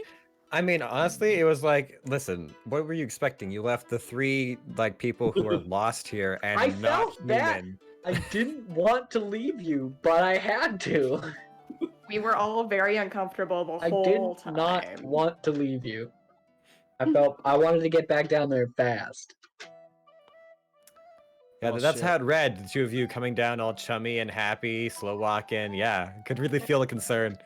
I was. Victor maybe not so much, but Logan was truly concerned. Warren, It's not like just I so can you know, I don't de-escalate know. a situation. Oh man.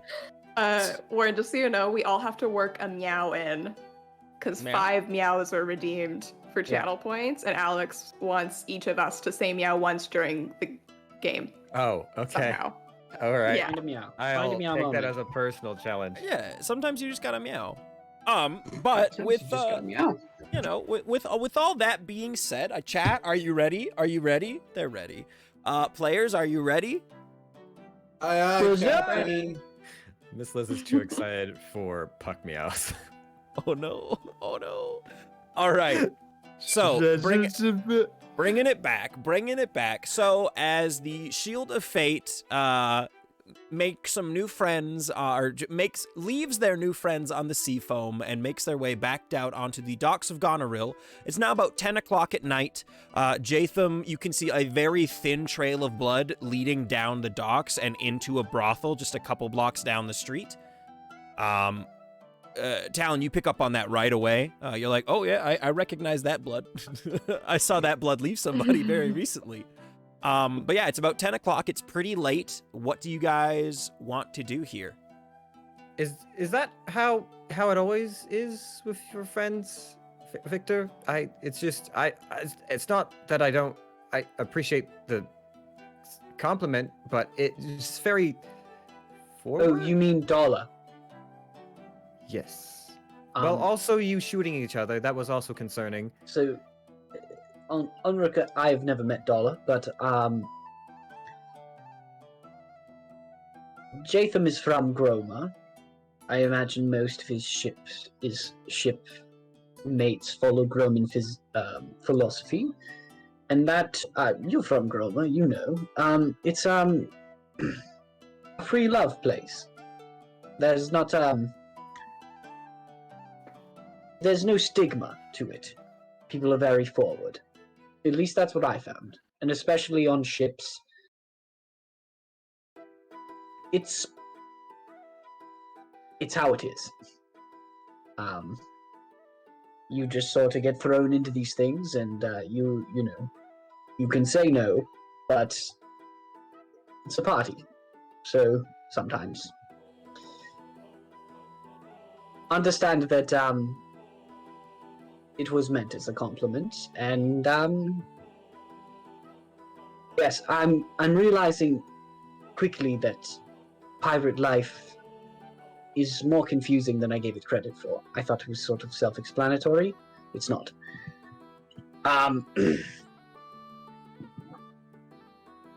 Well, they seem like very interesting people, and I'm sure we'll be well entertained for the entirety of this little mission. Predominantly, it's, at least in my experience, people who want to be free. It's not always. It's the thievery of it all is sort of secondary to the freedom. And with that freedom comes, most of the time, a forwardness. There's nothing holding her back from wanting to jump your bones and saying so. No social custom, no family that could be shamed. I guess I just can't quite understand only looking forward to killing, eating, and fucking. Oh yes, she's also deranged. That I mean, is not a doesn't that pirate just thing. appeal? That's a her thing. Doesn't that just appeal to like base instinct? Yes.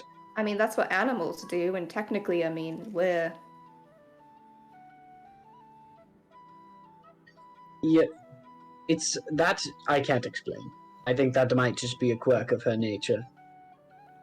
As far as the violence towards my friend, that's a uncommon greeting. We knew each other since we were children. We grew up together. We, in our most formative of years, were essentially brothers.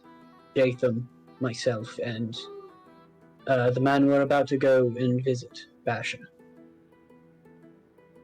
And because when you put a 13-year-old and two 15-year-olds on a boat together and tell them they're pirates, sometimes they do very dumb things, including shooting each other with guns.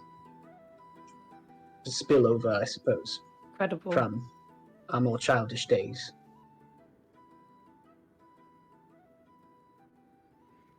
Well, shall we meet your new friend, your other friend? Sorry.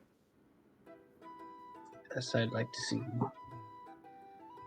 All right. So you guys are going to make your way to the Goneriil fighting pits. I assume that, Victor, you know where these are. I'm sure at some point in your pirating career you've been to here.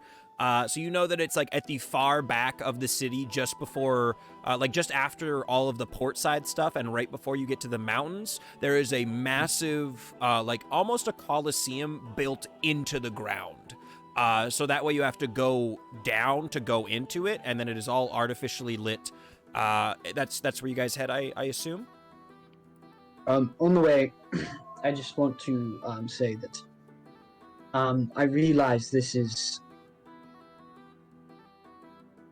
It can be uncomfortable, the things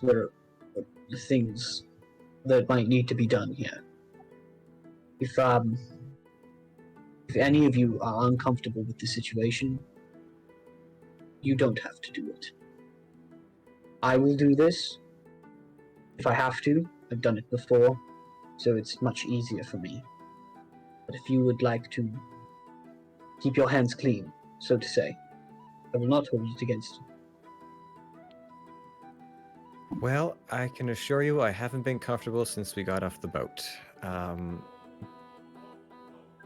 But I'll try and help as best I can. I'm guess a little worried that whatever we're doing will end up with people getting hurt. I'm hoping it doesn't come to that.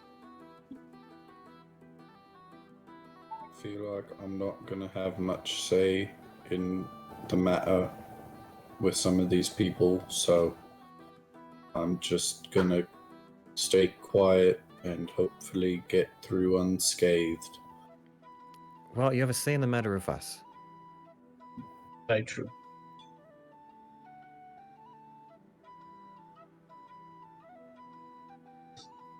Think on it.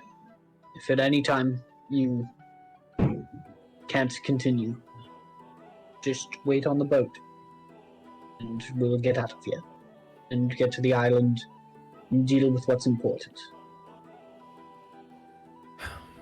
Well, shall we get on with it? Yes. We'll go into the fighting pits. All right, you guys make your way through a large part of the city. These docks do span most of it, so it's a pretty easy walk wherever you're trying to get here in the city. It actually works really well because you can walk along this boardwalk right to the back of the city, which spits you out pretty well, like a couple blocks from the massive fighting pits that have been built into the ground. It just looks like kind of a bubbled dome on the ground, maybe like 10 feet high. So it doesn't look like much until you go down on the inside. There seems to be not concrete, because concrete doesn't exist, but like rock, like cut out rock steps that go down, and then these massive double doors that open up into a very, very loud, aggressive atmosphere. Imagine walking into an NBA game in the fourth quarter, 2 minutes, 98-98. That's the energy you guys walk into as you open these doors. Like screaming, cheering, jeering, people swearing, people fighting like between each other just in the hallways, like things are like absolutely nuts here as you come in, and the man at the door just goes, Hello, have you been to the Goneriil fighting pits before? Yes.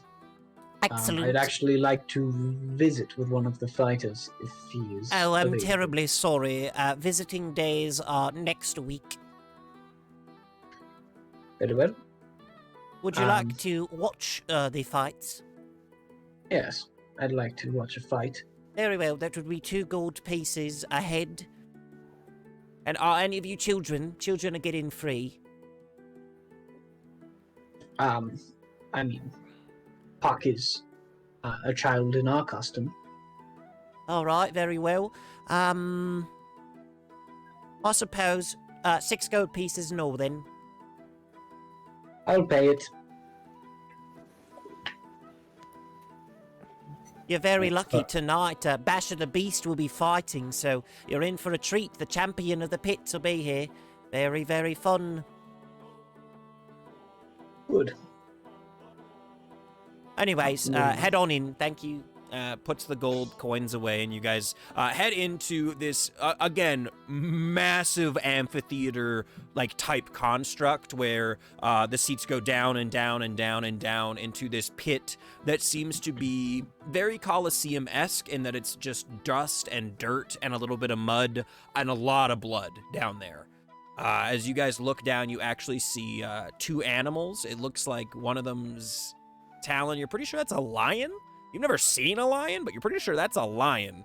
And the other one is definitely a tiger.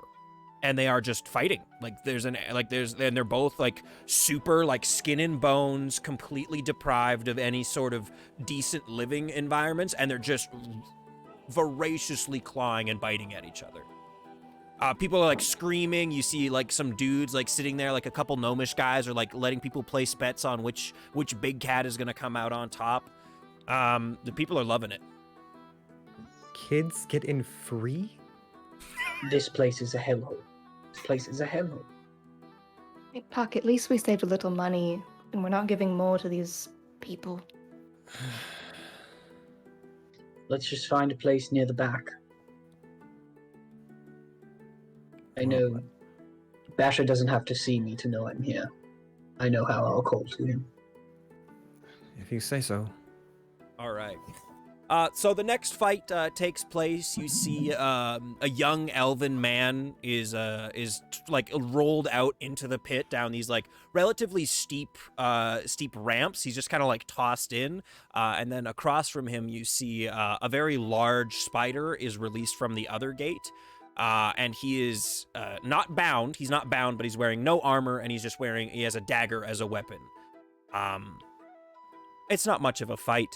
This young elven boy like kind of tries to cut at the legs of this spider before eventually it juts forward, bites into his throat, and starts wrapping him up. It's about 20 seconds, and people just go nuts. Like, as it bites in, everyone just goes, yeah! Yeah! Yeah! Devour him! Eat him! Suck out his fluids! Filthy fucking elves! Yeah! Yeah!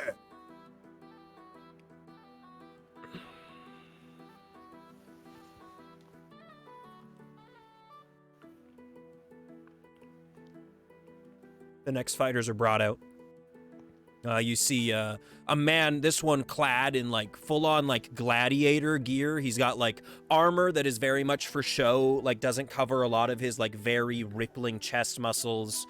Looks human from here, but he's wearing a helmet, so a lot of those, half human, half other things you couldn't be able to tell with the helmet on.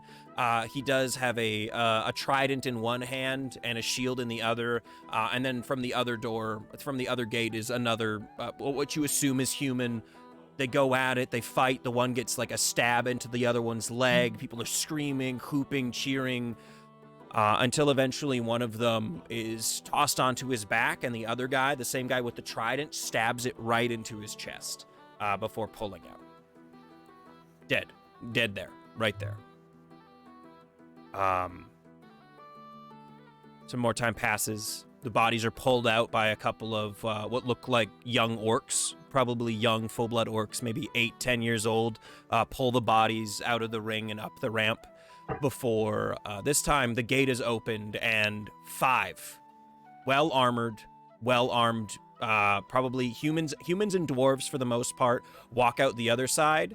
Walk out the one side, and on the other you see the gate slowly come up, and you can hear everyone get really quiet. This is the one. Everything gets really silent for a moment in this arena. And you hear, Basher, Basher, Basher, Basher, Basher, Basher, Basher. And then he bowls, like full sprints down out of the ramp, holds the great axe in one hand, and in the other hand he holds a great sword. And he's not wearing any armor, he's not wearing a helmet, he's got like a nice tight man bun at the top of his head, pure blood orc, screaming at the top of his lungs, froth like spilling out of his mouth down his chin onto the dirty, muddy ground, just covered in blood and mud. And Victor, you've seen this before. You've seen Basher go full-on frenzy mode, and it's a little intimidating. It was intimidating then, and it's even scarier now because he is bigger. He is somehow bigger than he was.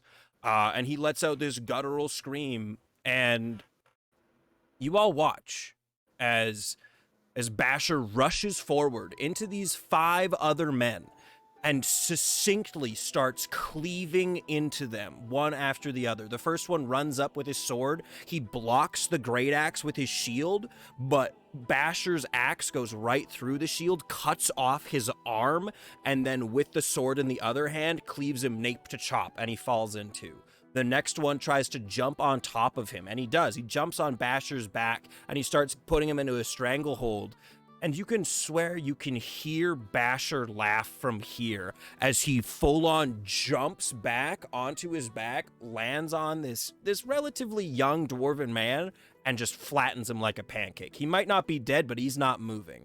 The next one comes at him. Basher kicks him in the leg, like kicks his leg out from under him, brings the pommel of his greatsword down onto the side of this guy's head. Done. And again, these 5 men are cut down so fast. It feels like, because of how grotesque and awful this event has been, it feels like you've been here for hours. You've probably been here for 20 minutes. Until Basher finally finishes off the last of these 5 men, covered in blood, like a big gash across his chest from one of the blades that he let hit him instead of dodging out of the way. And he screams to the crowd as they all chant, "Basher! Basher! Basher! Basher!" They love him. And I will, I'm gonna do our, the call we did as the boarding party, as we entered, ow, ow! Okay. Go ahead. There's no stand up. There's no roll for that. You just gotta be loud. And you are loud. Also, Basher has an inspiration dice. Or has a luck dice. Thank you. Guys. You what was that He sound? hasn't done anything yet. Can you Pardon? repeat that to me, please? Can you repeat the sound? Yeah. Ow! Ow! As you Wasn't do saying, but that, that's what I'm going with. yeah. As you do that, Basher immediately looks around. Looks around. Humanity has popped back into his eyes, and he goes, "Huh? Oh, oh, oh, oh, oh!" And I'll just I'll stand, because I imagine we're pretty far back. Mm-hmm. But I'm also green, so.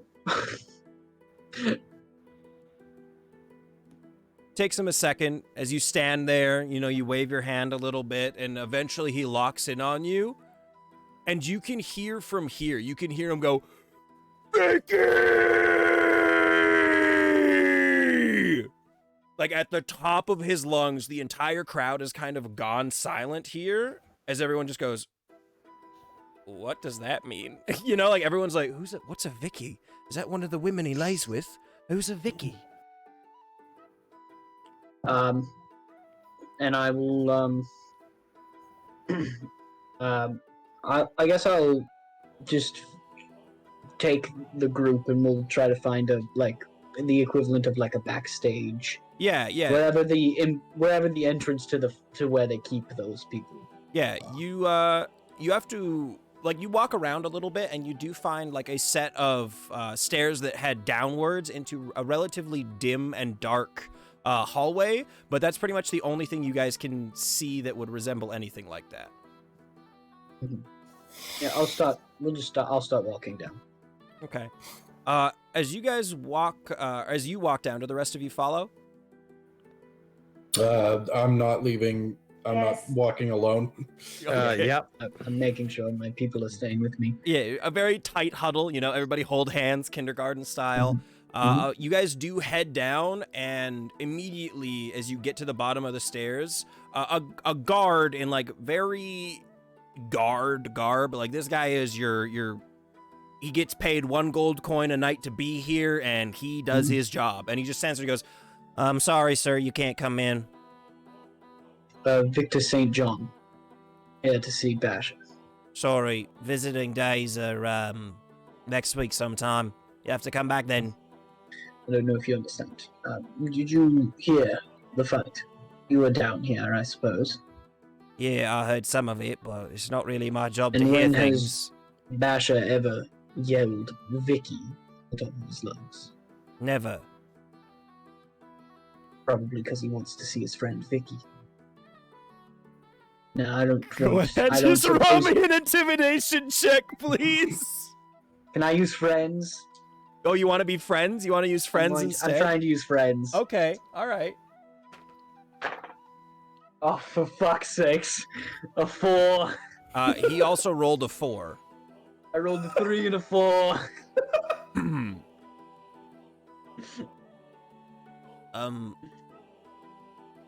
I sorry. don't suppose you want to make a enemy out of Basher, do you?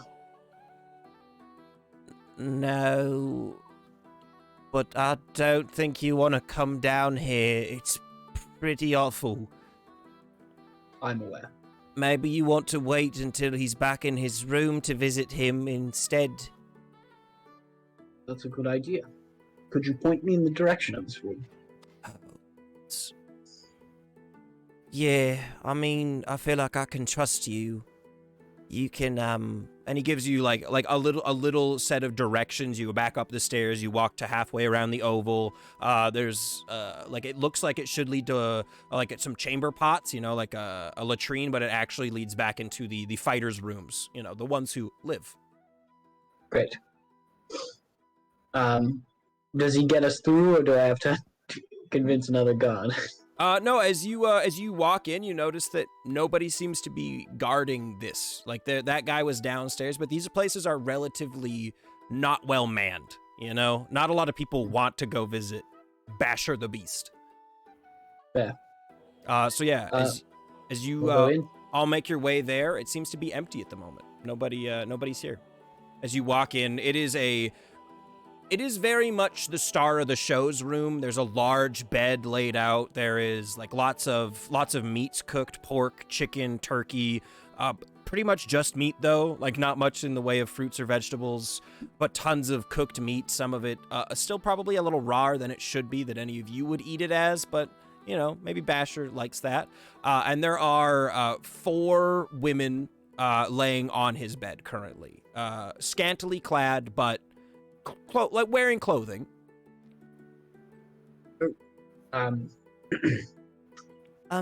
are you supposed to be here?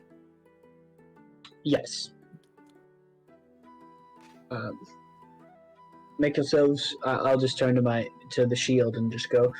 Make yourselves comfortable. You'll be here shortly, I suppose. I suppose if you want to be comfortable.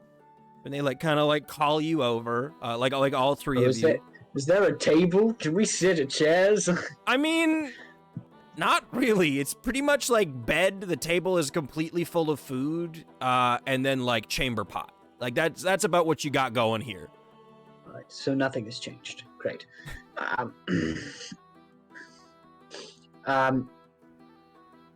We're just here to see Basher. Vicky! You can hear as you say the name Basher. He is at the other side of the hallway, like way at the end, and he sees you kind of standing there in his doorway to his room, and immediately drops into a dead low sprint. stance because I know what's coming, so I just like buckle down. Like full dead sprint at you, grabs you by the waist and tackles you to the ground before immediately giving you the noogie that Jatham gave you, that you gave Jatham earlier, and he's just like, Vicky, you're not dead. No, I am not, but you might make me dead if you keep rubbing my head. Oh, sorry. Who are these? Who are you? Are you Vicky's friends? I Yes. didn't know you could make friends. Neither did I. It's a new skill. This is Talon. It's nice to meet you. Talon. When Victor got tackled, I'm gonna Yep. just like turn to Talon and just go, I guess he really isn't good at wrestling anyone, is he? I think we've only seen him lose. It's true. You're not wrong. You really aren't wrong. This is Talon, and Talon, you Puck get a big hug. and Like, Harold. big hug lifts you up. Puck, same thing, big hug. And then he Never looks at been you, Harold, and he goes, lifted. he looks at you, Harold, and he goes, It is nice to meet you, half-blooded orc. Oh. Give him a damn hug. okay. And he like wraps his arms around you and picks you up, and he goes, Sorry, so many people don't like it when I touch them. And like, I was thinking, because you're a half-orc, I thought you might be mad because I'm bigger than you. I will admit, you are very large. We have met other orcs who are Were they bigger. bigger than me? A little bit. No way! You met orcs bigger than me, Vicky? Yes, Guzdan. Not by much, but he was certainly bigger than you are. Wait. So that means you know how to greet an orc properly then, eh? Yes. We all do. boom, right into Harold's forehead. Yeah, I just take it and just again, never get used to it. Yeah.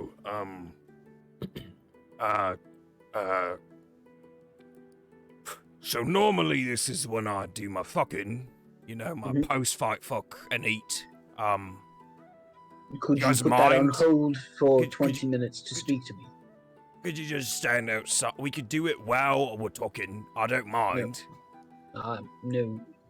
I've Just one? Just I've- one. Not even I've all spent four, just years one. trying to scrub the memories of that, alright? And I've made too much progress. Okay, girls, you can go. Just go! Get out! Alright. I'm gonna eat. You can't stop me from eating. You seem to be doing well for yourself. Oh, I'm doing really good. I'm doing really good. They let me fight and they let me eat. And then there's the lovely ladies. And it turns out they ask for me. They don't even pay them. They ask to come here. How great is that? Sounds like everything you dreamed of when you were 15.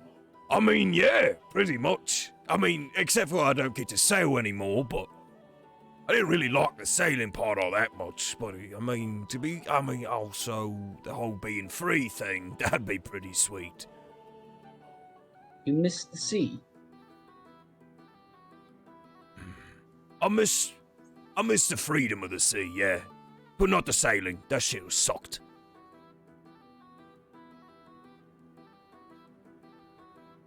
If you could leave, would you? Well, as long as I get to eat 4 square meals a day and kill something and fuck, then yeah, I'd leave. If I could. I mean, I'm not gonna leave. It's crazy. They'll shoot me or something. Well, I mean, Snake is here. What? Why didn't he come visit me?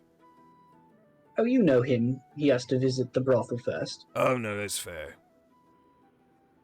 I'm still If he upset knew with you by had the women way. here, he'd probably show up. Man, I sure wish there was a way to get a message to someone from across town without having to write to them. Well, I'm actually going to be doing a job for Snake. So, if you have You're anything you want to say to pirating me- again! Vicky, you're pirating Not again! pirating again, no. I'm landlocked. He but grabs your face and pushes you out of the way. He goes, Is he pirating again? Is he? We're pretty sure he's pirating again. Oh, Alright. they ratted on you! But this is the last job. Alright? There's always The a last reason job. I'm pirating It's is always the because- last job, Vicky. Well, look, you're one to talk. How much pirating have you done in the past 5 years? This is kind of like pirating, I guess. Sorta. This is not pirating. This is blood sport. Yeah, it's not the same. I miss taking shit from people. It's not necessarily what I want you to take away from this, but fine. I can't guarantee that if you left here, you would have all the meals and the women and the blood that you want. But you'd be free.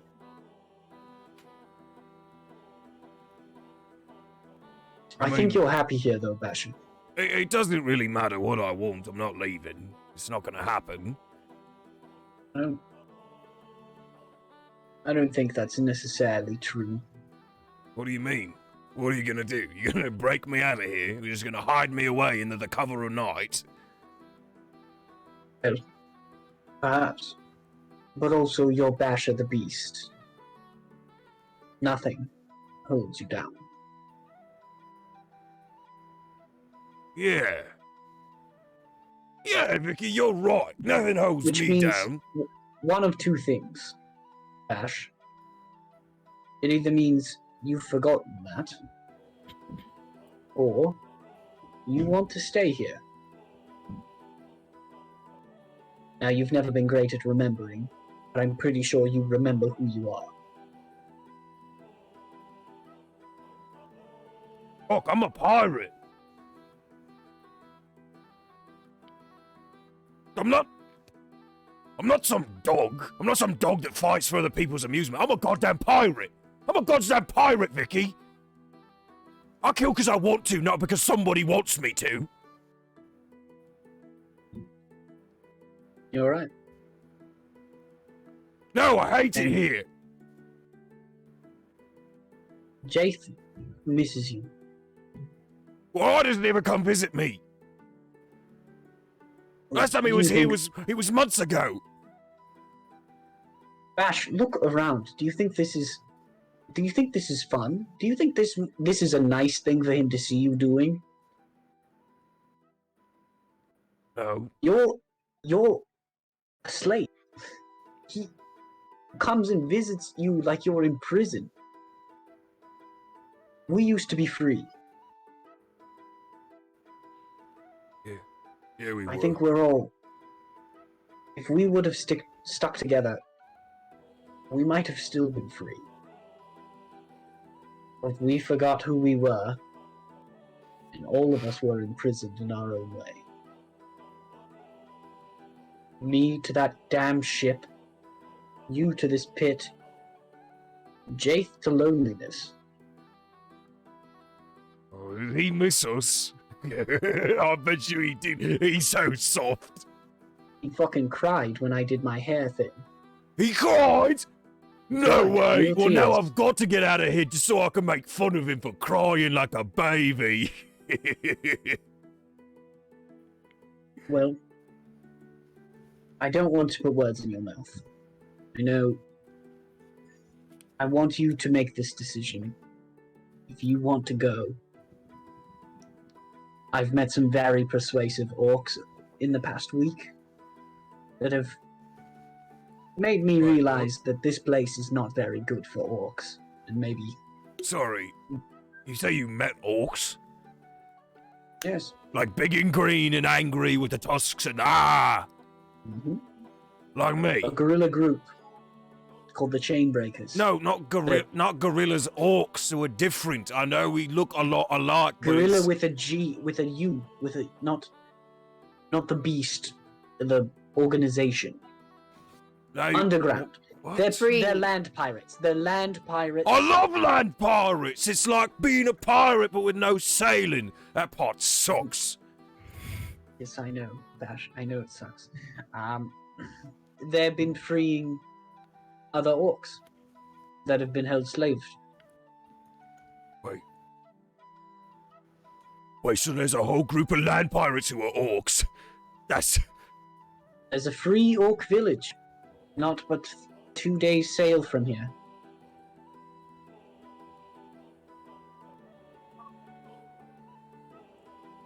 Do they kill stuff? They kind of have to. People Do they want them fuck? dead. Do they fuck? I can't really say one way or the Just other. say yes! Vicky, just say they do! But yes, they fuck. Yes, they do! Do they eat? I suppose they have to. I wanna go. Just a field trip, and if I don't like them, I'll come right back. Well, there's a few things to do first. But once we are actually on our way to the Eladrin Islands, if you can believe it. What? Who? The elf island. Oh, yeah. No, I never much like those weird elves. They're always looking at me like I'm stupid. Yes. We have to go there for our reasons, of course, but once we do this job for Jaith, I mean, I bet you if anyone's going to convince him to take you there, it's probably you.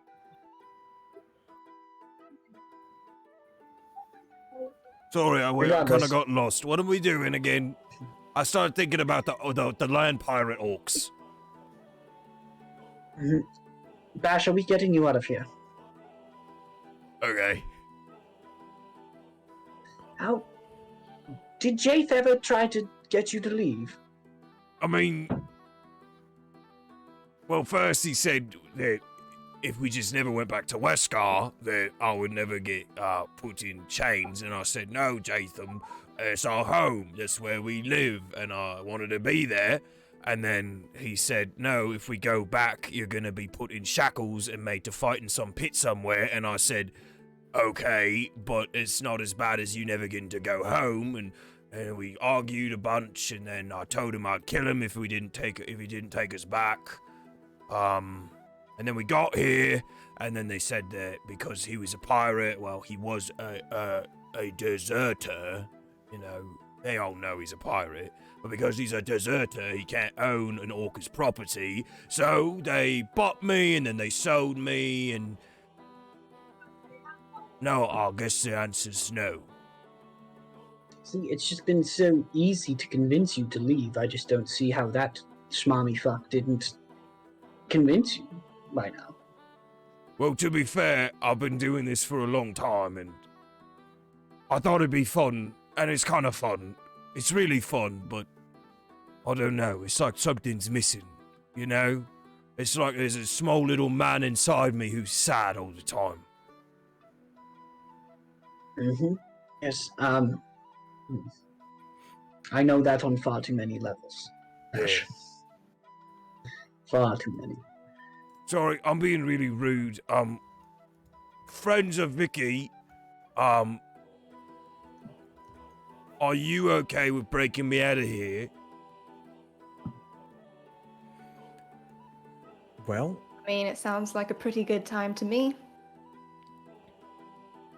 everyone seems really excited about it, and they all vouch for you. What's one more free orc? Am I right? Mhm.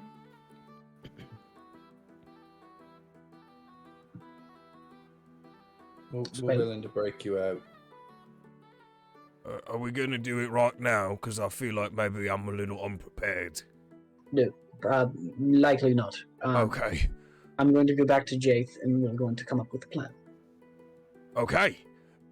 Oh, okay. So you're gonna come back for sure then? I'm going to come back for sure. You promise? Bash. On the honor of the captain, I will return. Oh, okay. So, well, here's the thing, and maybe this will help your plans. I fight every night, and then they bring ladies into my room, and I eat, and I... No, yes, don't. I forgot there was a girl here. It's You girl. she really doesn't have the vocabulary for.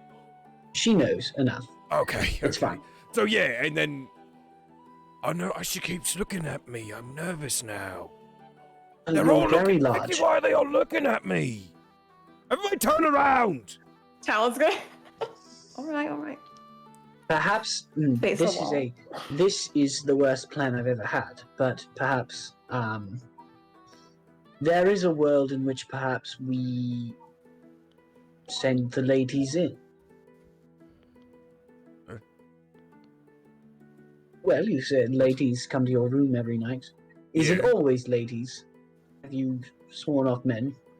Well, I mean, most of the time men don't want to come because they're scared of me. That makes it very easy then. Because we can pose as your escorts. No one will be the wiser. He Let us in. grabs your beard immediately. He goes, No, that's not gonna work. I mean, unless Why you not? want me to fuck you, I could do it, but I don't think We're you just like that. posing as your it's an illusion. It's a ruse. What's a ruse? This is a. You know what? You don't have to be a part of the plan, Bash. Just when we say run, you're going to run. All right? Okay. Make sure you bring my axe. It's really nice, and I don't know what they did, but it made it cut better. Oh, right. Where is it? Well, it's down in the pits, you know, because I pick it up before I go down, so it's down there somewhere. There's a bunch of other Could really you- cool stuff down there too. Could you perhaps just carry it back to your room? Oh no, that's a big no-no. All right. Well, we'll figure that out when. All right. Good. It's been really good to see you, Bash. It's been good to see you too. I miss you a lot, actually.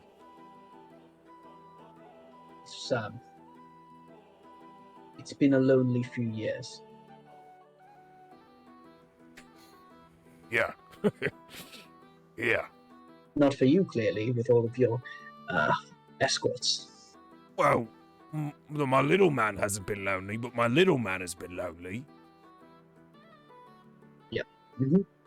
I am ashamed that I know exactly what you're saying. Yeah. You should be, you filthy animal. I just I just like give him a little slap on the cheek. You know, all right, sit tight. You do your thing until we come and get you. Okay. Sounds good. Could you send the girls back in if they're still out there somewhere, though? My little course, man Bash. is really lonely. Bash, you don't have to explain it to me. We lived in the same bunk for 10 years. Okay. I love you. And he grabs your face and just gives you a kiss on the forehead. Just let him do that, and then we'll leave. And I'll send Say the it! girls back in if they're out there. Vicky, say it back. Jesus, Bash, all right. I love you too. I know. Ay. All right. Nice meeting you. It was nice meeting you. Keep him safe. He's really dumb. Doing our best. Do our best. I throw a Oh. rock at his head.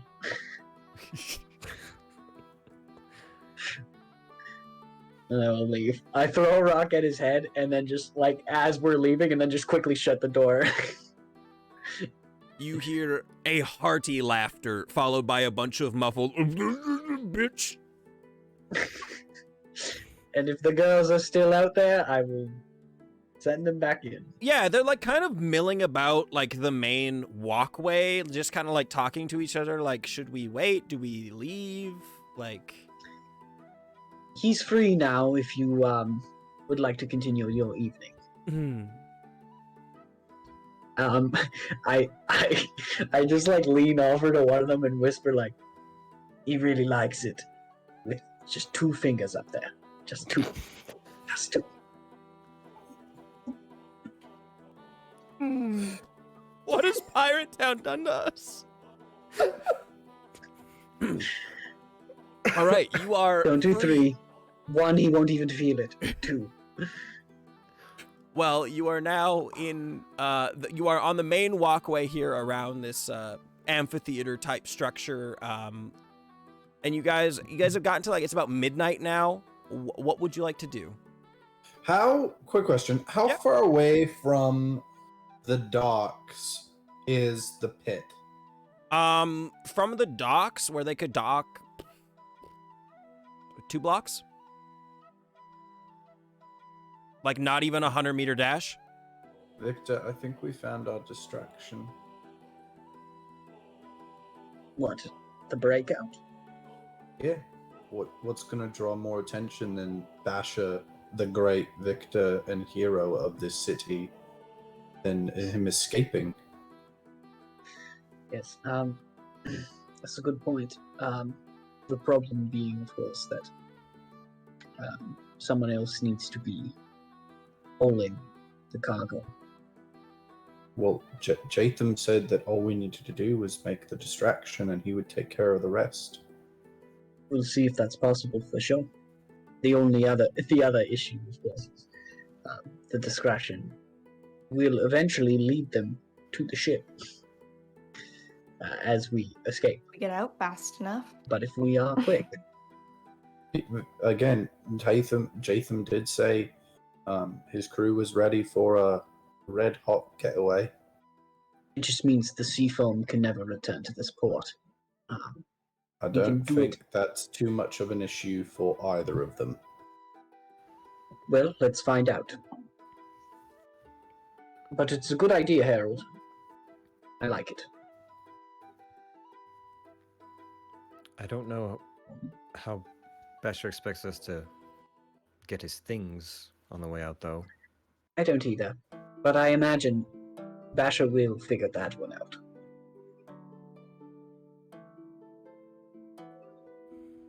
We might be able to sneak down there. Maybe. Depends on the guard situation, which it didn't look like it was heavily manned. I mean, I don't. We've I definitely don't taken want. more in a fight than that. don't want But again, to say this or do this because, it makes me uncomfortable, but I could go down there. what, to fight? No, I could say that I'm someone new. They wouldn't turn a blind eye to a orc down there, probably. That feels too dangerous. I mean, I know that you guys would be like right outside the door. All I'd have to do is grab the axe and run. Maybe. That's Plus, once we get it to Basher, then it's a 5 on, however many, instead of a 4 on however many. I mean, it's going to take a lot to contain Bash. Yeah.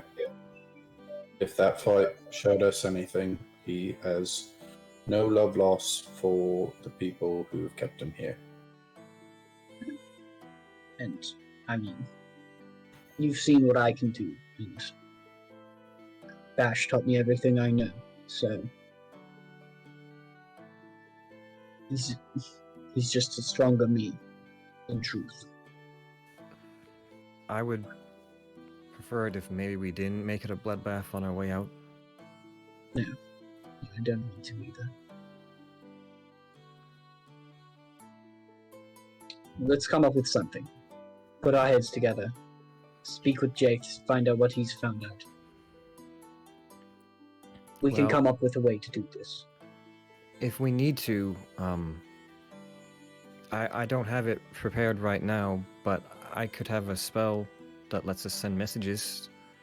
I can only do it twice, but I could let someone know what our plan is or what we're doing without actually needing to be there. Might be good for silent signals if we need that kind of timing, that sort of orchestration. Again, I think it's best we head back to the seafoam, put our heads together, come up with something good. Let's Okay. do it. All right. So you guys, as you walk and talk, softly between each other, you gradually make your way back to the seafoam. Now it's about 1 o'clock in the morning. It's late. And as you guys approach the ship, you see Jatham and Jatham and Tangier are both just like laying on the deck looking up at the stars. I'll go lie down next to them. They don't say anything. Jatham just kind of gives you a nod and looks up at the sky. I hate to interrupt, but where are we staying exactly? Right here. Oh, You okay. pull up a spot and lay down also. Yeah, I'm gonna just maybe go to near the prow of the ship and just roll out my bedroll and get set up to sleep there. Talon, if you would like, you could stay in the captain's quarters. If you so choose. If you would like to do that. Oh, did you hear that, Captain's Talon? We can quarters. stay in the captain's quarters. That's Yeah. very nice of Jatham to offer us his bed. No, sorry, just I mean, yeah. yeah. No, Jatham, that's Yes, that's very kind of you. Listen, you've always been the generous one, old friend. I slap him on the shoulder. Shall we? Sure. And me and Talon will go to where I assume the captain's quarters is. It's pretty easy to find. You just head back, drop down below the wheel. you head on in. It's like it's a curtain door. It's not like a wooden slat door. And as you guys go in, it is a very nice, like well furnished room. Like probably about a queen-sized bed, but it's not a queen-sized bed. It's just a fluffy, nice like cotton and rug pile. He's got lots of maps. He's got like a ton of like portraits of half-naked people, men and women. Just like it's very much like 16-year-old boy's bedroom. Tons of knickknacks everywhere. A lava lamp. Not actually. This is quite nice. Oh, jeez. It's been so many years since I've seen both Basha and Jathan, and yet ageless. Feels like we're in our early 20s again, dreaming about being pirate captains. This is exactly what his Must be bunk really used to look like, exciting. albeit smaller. That woman with the very misshapen boobs, that hung in his bed bunk since he was about 16. Wow, Her so name's very Frida. sentimental. Frida. Frida. She's lovely. She's quite nice. Not bad. Well, I wanted to get you out of that awkward situation. Feel free to enjoy the captain's quarters. I'm going to go sleep on the deck, though. What situation? Maybe we should talk about this first. So, Talon, Yeah. how aware are you of intimacy? How do you understand that at all?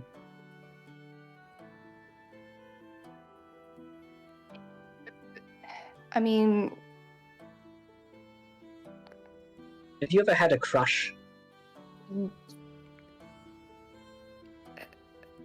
who I know what a crush is, but who could I have had a crush on? You know, I don't know, the like person in a storybook or the man who delivered your milk? I don't know much about your... there was a story my mum used to read, like a hero's tale. And I mean, he seemed really nice. I'm sure he So was. I guess there's that. For every nice hero fairy tale, boy, there's fellow like Jacob, who he means well, but Mhm. he's really only interested in one thing. Yeah, and that's just sex. Yes, definitely sex. While Now, you this see- conversation is happening, out You on scared them off, Victor. They had to go. out on the deck, Jatham has actually approached you, Harold, as you have like rolled out your bed bunk and you've gotten comfy and your head's on the pillow. Jatham just comes and like sits cross-legged beside you. Hi. Hey,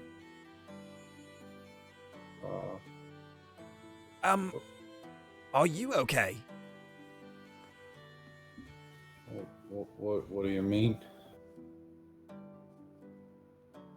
I mean, I'm not an orc or a half orc, but I've known my fair share and,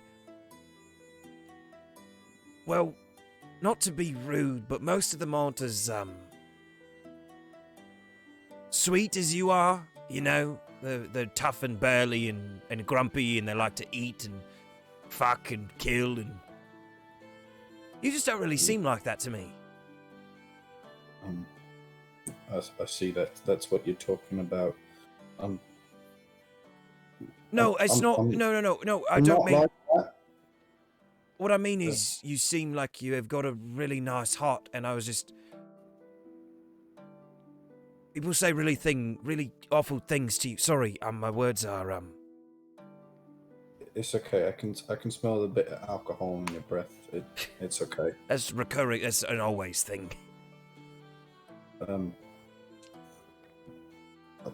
I mean, I've put up with it since I was a kid.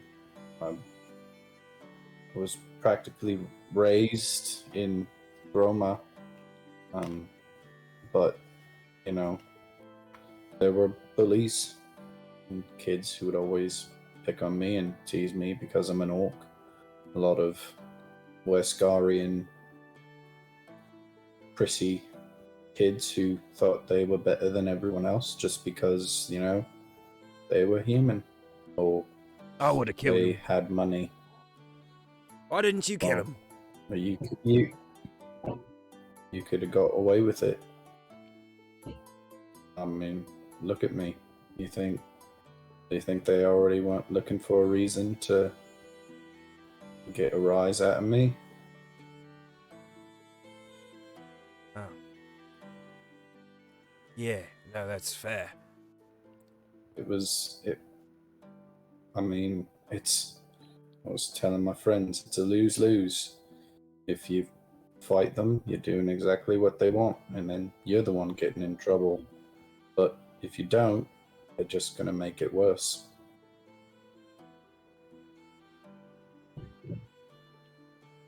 That sucks.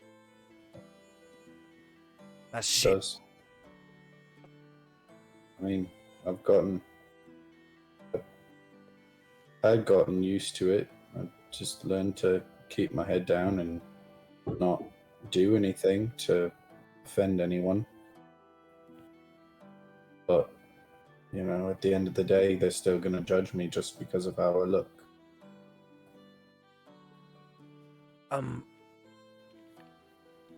Harold, not to get all touchy-feely and all that shit, but if you ever need me to kill someone for you, so you don't, you know,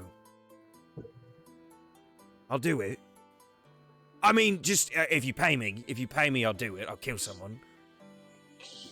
Of course. Yeah. I don't currently need anyone killed. Okay. And Are you sure? Like yes. bullies at school, I could kill them for sure. Super easy. At this point, I think I've proved them wrong. Plus, if anyone winds up dead, I feel like Victor and Puck and maybe Talon might have some questions as to why an innocent person is dead. Okay. Well, we can let that part go, I guess. But the offer stands. I'm just saying. Thanks. Oh, Harold, do you know much about the stars? I mean, I think there was like an astrology course or something I could have taken, but Oh no, I don't mean chose that. What to I take- mean is the stars. Um, There's a lot written up no, there. no. There's a lot written up there about a lot of things. You can learn a lot from the stars. Like what? Like, how good breakfast is gonna be.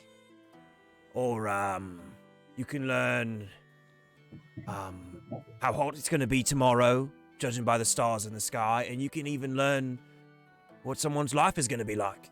I spend a lot of time looking at the stars, actually. Is this just old pirate bullshit, or are you Oh being yeah. serious right No, now? it's all pirate bullshit, but it's good pirate bullshit. A lot of it's shitty shit, but this is good shit. Yeah. And I think these stars say that you're gonna have a really good life, Harold. Really? Yeah. Yeah, I think so. Thanks. I've had my doubts at times. I can see why. You're traveling with Victor. That's got to be a fucking nightmare. I mean, he's not too bad when he's got his nose in a book.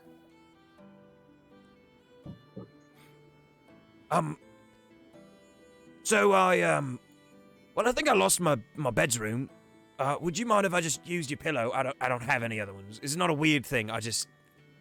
I mean, you can just take it. No, I don't want to take it. I'll just use like half of it. I'll even look that way. It's not weird, I swear.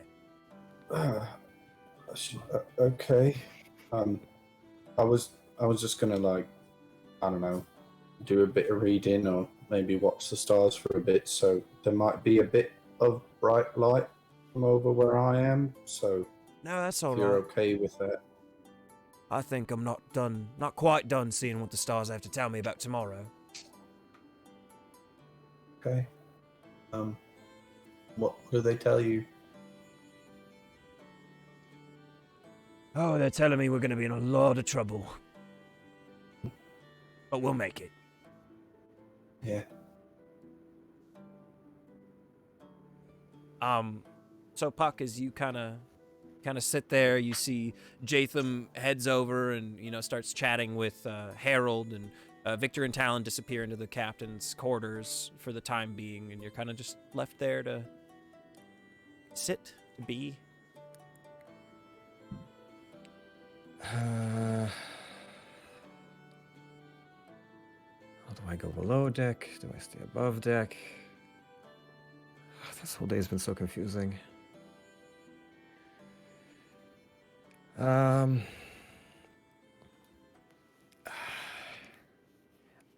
I guess I'll look over is was it hold on a second. Tangier? Tangier, yeah. He's still just like sitting exactly where he was on the deck, looking up at the stars. I guess Puck will wander over to Tangier since everyone has gone off to their own things. Excuse me. Yo.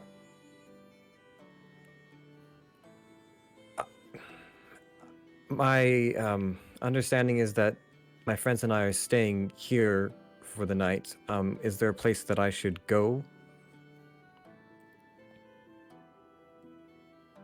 You're on the seaphone, my friend. You can go wherever you want. Okay. If you are looking for bunks, you can head downstairs. There's a few that shouldn't be occupied right now. Okay. Just avoid the ones with stains, or, well, ooh. I'll do my best. Could be anything. Thank you.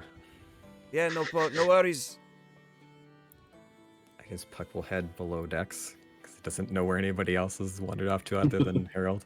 Yep. You head below deck. You pass by a few of the crew members. They give you some waves before eventually you do find an empty bunk that you can claim for yourself tonight. Victor, you walk out, and Jatham and Harold are currently like pointing up at the stars and talking. And then you see Tangier just laying there looking up at the stars, like on the other side of the deck. And that's it. I'm just gonna I'm gonna turn back. I gotta still talk to Talon. So just so you're aware, I just wanted to make it known this is a thing I've noticed, and I know you're not quite equipped to handle that situation. Now that you are, I'm not trying to push you in any sort of direction. If you want to sleep with Jatham, I've witnessed it myself. He's a great lay. But Right. just wanted to save you from that disturbing fact being a surprise. Right. Okay. Um, I don't like Jatham like that. I don't think. Just so you know. That's well then. I suppose you're welcome. I'm going to take. He's going to be sleeping on the deck, of course, because you've taken his bed. So I should probably bring him like a pillow or something. So I'm Maybe just going to- something to sleep I'm on. just going to reach. I'm going to like go to the farthest end of the rug pile that Talon is not on and grab a pillow and go. Yes, that's good. Good night. Good night, Victor. I will leave with this pillow. I did not grab a pillow for myself. Nope. So when I get over to the pile and I see Jatham and Harold sharing one, I just go, I guess this is mine then. Or pillow for me. And I will curl up on the deck and watch the stars. All right. I'll razz Jatham a little bit and go. So, do you really think that was going to happen? Sorry, I don't think I speak absolute moron. I don't understand the words. You know, if there was one fatal flaw you had, Snake, I would say it's that you think your dick is much bigger than it is. Now, yeah, you see this, Harold, do you hear that? It's really weird. It's like somebody keeps saying, Jatham, your dick is huge. Jatham, your dick is huge. I throw him off the edge of the ship.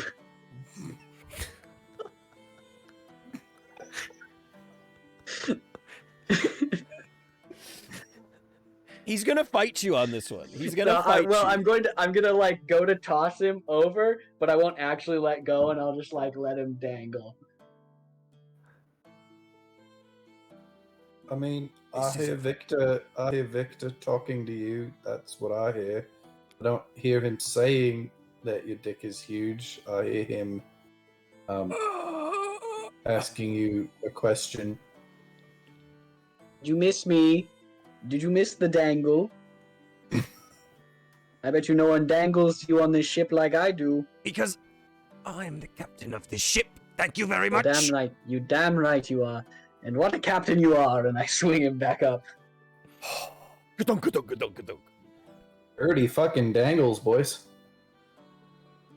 Oh! Well, good, you, brought me a pillow. Good, Yes, pillow. you've made a dumbass of yourself, so you do not get to sleep in your room. Talon will be. Mhm. But, in return, I'll share the deck with you. All right.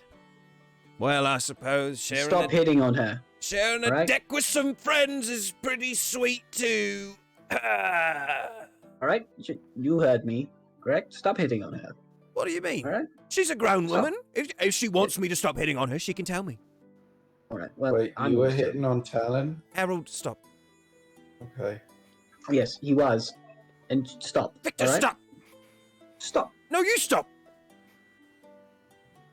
You're going to make me say it, aren't you? I will stop when she tells me to stop, or I'm not going to stop. I'm enacting the first scene, first taken rule. Don't you? I am. And I've got you by 2 weeks, mister, so stay away. I'm going to shoot you again. Yes, I suppose you will. Probably a few times before this is out. How many bullets do you have? More than you stupid head can count to. Fuck. I'm going to go get a pillow for myself. Now realizing I didn't grab one. He fluffs his own pillow and puts it down right beside Harold. Like not sharing Harold's pillow, but close to Harold is like, this is my new friend. So I'll go into the captain's quarters, get myself a pillow, and I'm just going to do a quick look around to see if Jatham has left a gun in here. So Talon, I don't know how long it takes you normally to fall asleep, but as you're laying there, Victor comes back in again. Talon would be relatively undressed at this point, but under blankets. I'm just There's yeah. some I'm like shoulder it's- happening. I'm. Don't mind me. I just need a pillow. She like pulls her as he walks in. She like pulls her sword out from under the blanket. Whoa. Okay. Oh. Sorry, You keep. all of you just Wait. You seem keep very. your sword under the blanket? Have you seen this place? You could just keep it by your bedside. You don't have to sleep. You don't have to lay next to it. But how will It I? would probably be sneaky? easier to grab if it was just beside. You know what? No, I don't need to that's tell a you good how to point. do it. That's a good point. I'm just grabbing a pillow, and I'm also. Is there a gun in here? Both his guns are currently sitting on his desk. Great. Wait. Does both? He only has 2 guns. That you've seen. Okay. I don't want to take both of his guns. So I'm going to. I'm just going to go Talon, and I'm just going to like point at the guns and go. And then I'll leave them on the desk, but I'm just going to point them out and go, just in case you are curious. And then I will take my pillow and leave. All right. Well, it's been an awkward evening for everyone. As Victor, you walk back out holding this pillow in in the chilly night air, walking back towards the bow of the deck where Jatham is pretty well out now at this point. Harold, you're probably still reading, I assume. Yeah, I've cast dancing lights, and so they're just like kind of slowly circling above me, giving me a nice little reading light. Yeah, so you walk out to see Jatham passed the fuck out on his bed, or on his pillow, like out on the deck. Tangier's still just laying there, wordlessly looking up. Harold's reading under his mobile of dancing lights.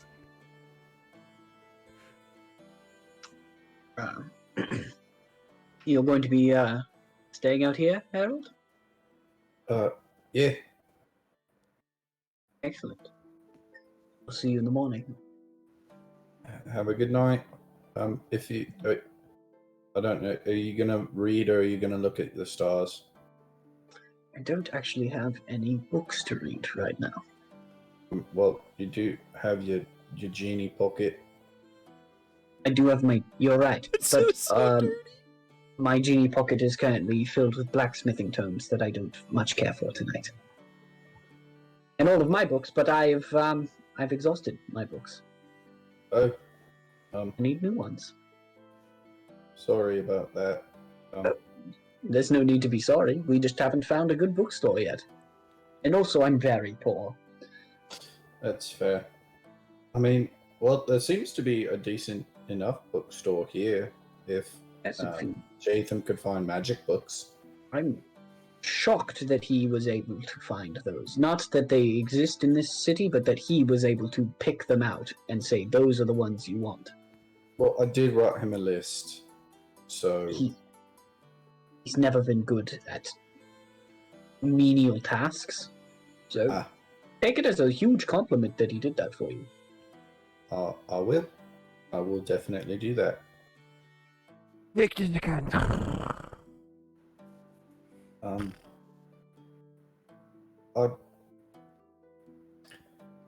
I've been working on something, and I wanted to get your opinion on it.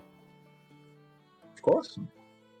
And I'll kind of just like saddle up, pull out my notebook, and like flip to a blank couple of pages, and I'll just like write, I'll just write my name is Victor, but you can't understand it. You can't really read it. So I've kind of been working on like, what's the best way to describe it? Like kind of like a secret sort of coded language. That, I mean, if if I figure if in case any of us need to send notes to each other, it'd be a good way to, do it secretly, or if there were any sort of notes, like we found Ortiz's books, all of his notes I've kind of written in this cipher, so that no one can really understand it unless they know how to decipher So you've created your own language. Essentially, I've kind of, had the idea ever since people kept stealing my notes, and I've never actually been able to put it to its actual state. But now I have, and I wanted to get your opinion on it. So am I supposed to be able to read this, or is this in the This is in the cipher. This is in the language, and I'll pull out the codex from the front of the journal. All right. So it kind of follows a basic sort of pattern where, if you do like a little like that, Mm-hmm. and then it goes A, B, C, D. You nerds are really loud. I'm going to bed. So Sorry, not sorry. am I downstairs.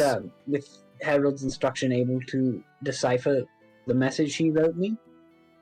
With his assistance, yeah, you could make out the script. Yeah. Right. So basically, That's, like the A here is the up and then across. The B is the little bracket. The C is the inverse, and then it kind of goes like that. Yes, I understand. And then That's once those are done, you add a little dot. You add one dot in them, and then once those letters are done, you add two dots, and you kind of just and that's the word. yeah. And so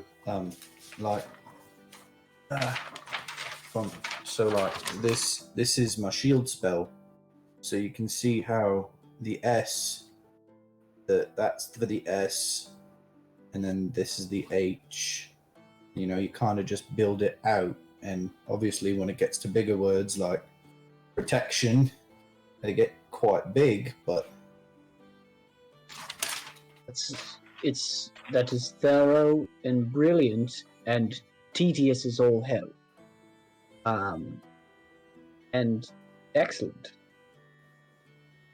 you think? Brilliant. It looks like you've created a bunch of bad mazes. Yeah, you're not wrong. No one would Look find at any it. value in that, and therefore it is perfect because it's full of value. Thanks. Yeah, I am. I know it's not, the most ideal for writing long letters and things, but if we needed to send like a quick little, meet here sort of a message on a But piece I of mean- paper.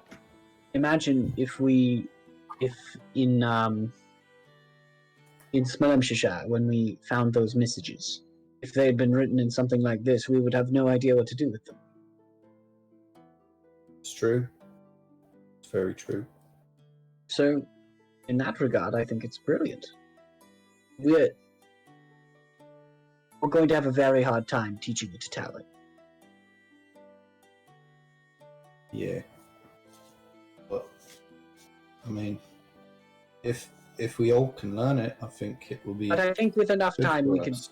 can figure it out. That's brilliant.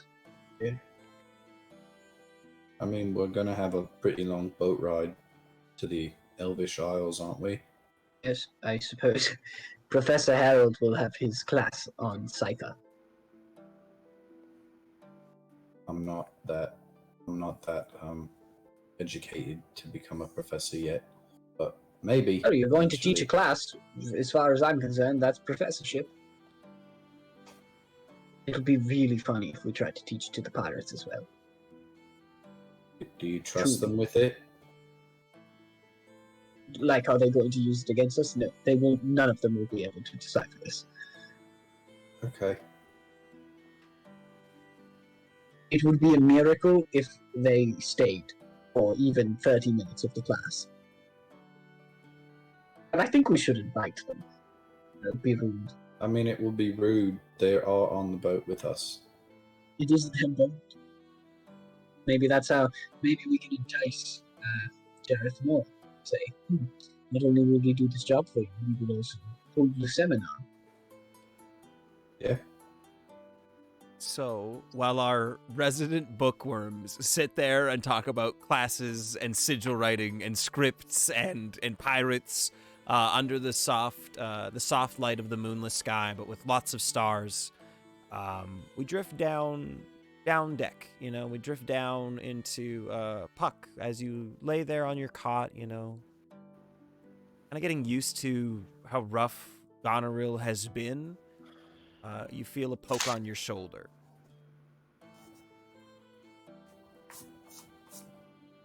Puck just kind of looks over. Yes? There you see a bald head, kind of like some lightish brown skin, pointy ears.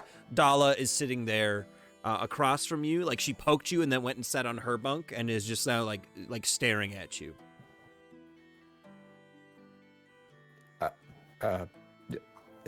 Meow?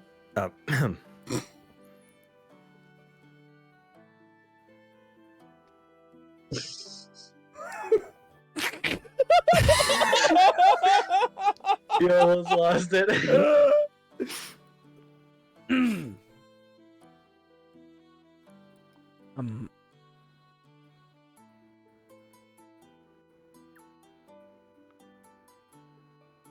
Are you an elf? Half, yes. I'm an elf. See, pointy ears. Yeah, that's kind of why I asked where you were from. I wasn't trying to be rude, I was just genuinely curious. No, that's okay. I do hate it, but normally it's because it's humans and dwarfs asking me, because, well, they want me lynched, but I'll tell you, if you're ready to listen. It's kind of a fun story. I like that. I was born across the sea, in Rolland, actually. I haven't been there yet. It's pretty bad. Pretty much everywhere sucks. I was really young when I came out here, that's why I sound like this. I've been in Westgar for most of my life now. When I was really little, maybe it's not such a fun story. I was brought here by some people so they could learn about my people.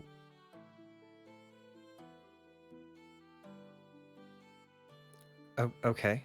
Your people, not your people, the elves. Elves brought me from there to here so they could learn about me, because I'm different than them, but the same. They wanted to know why.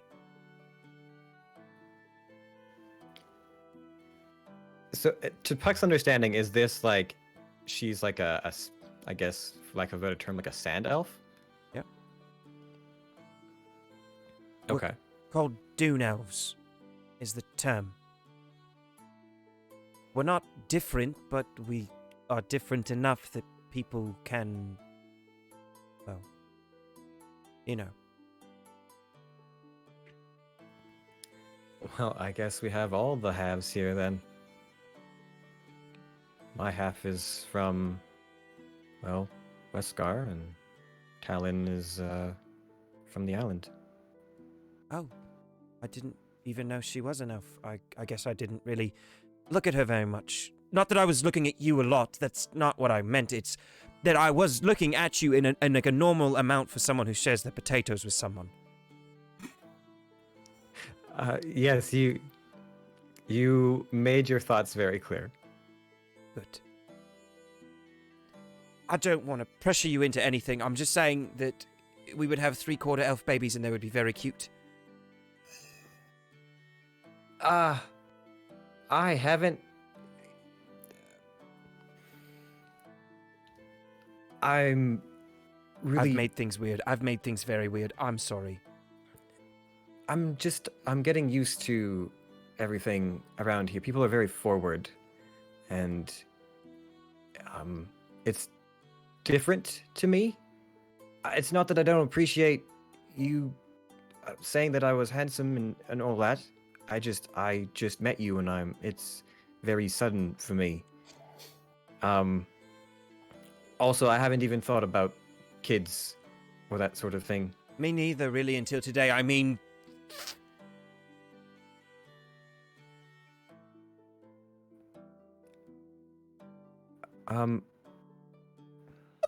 go. I mean, I'm gonna go. I'm gonna go away now. Thank you for listening to my story.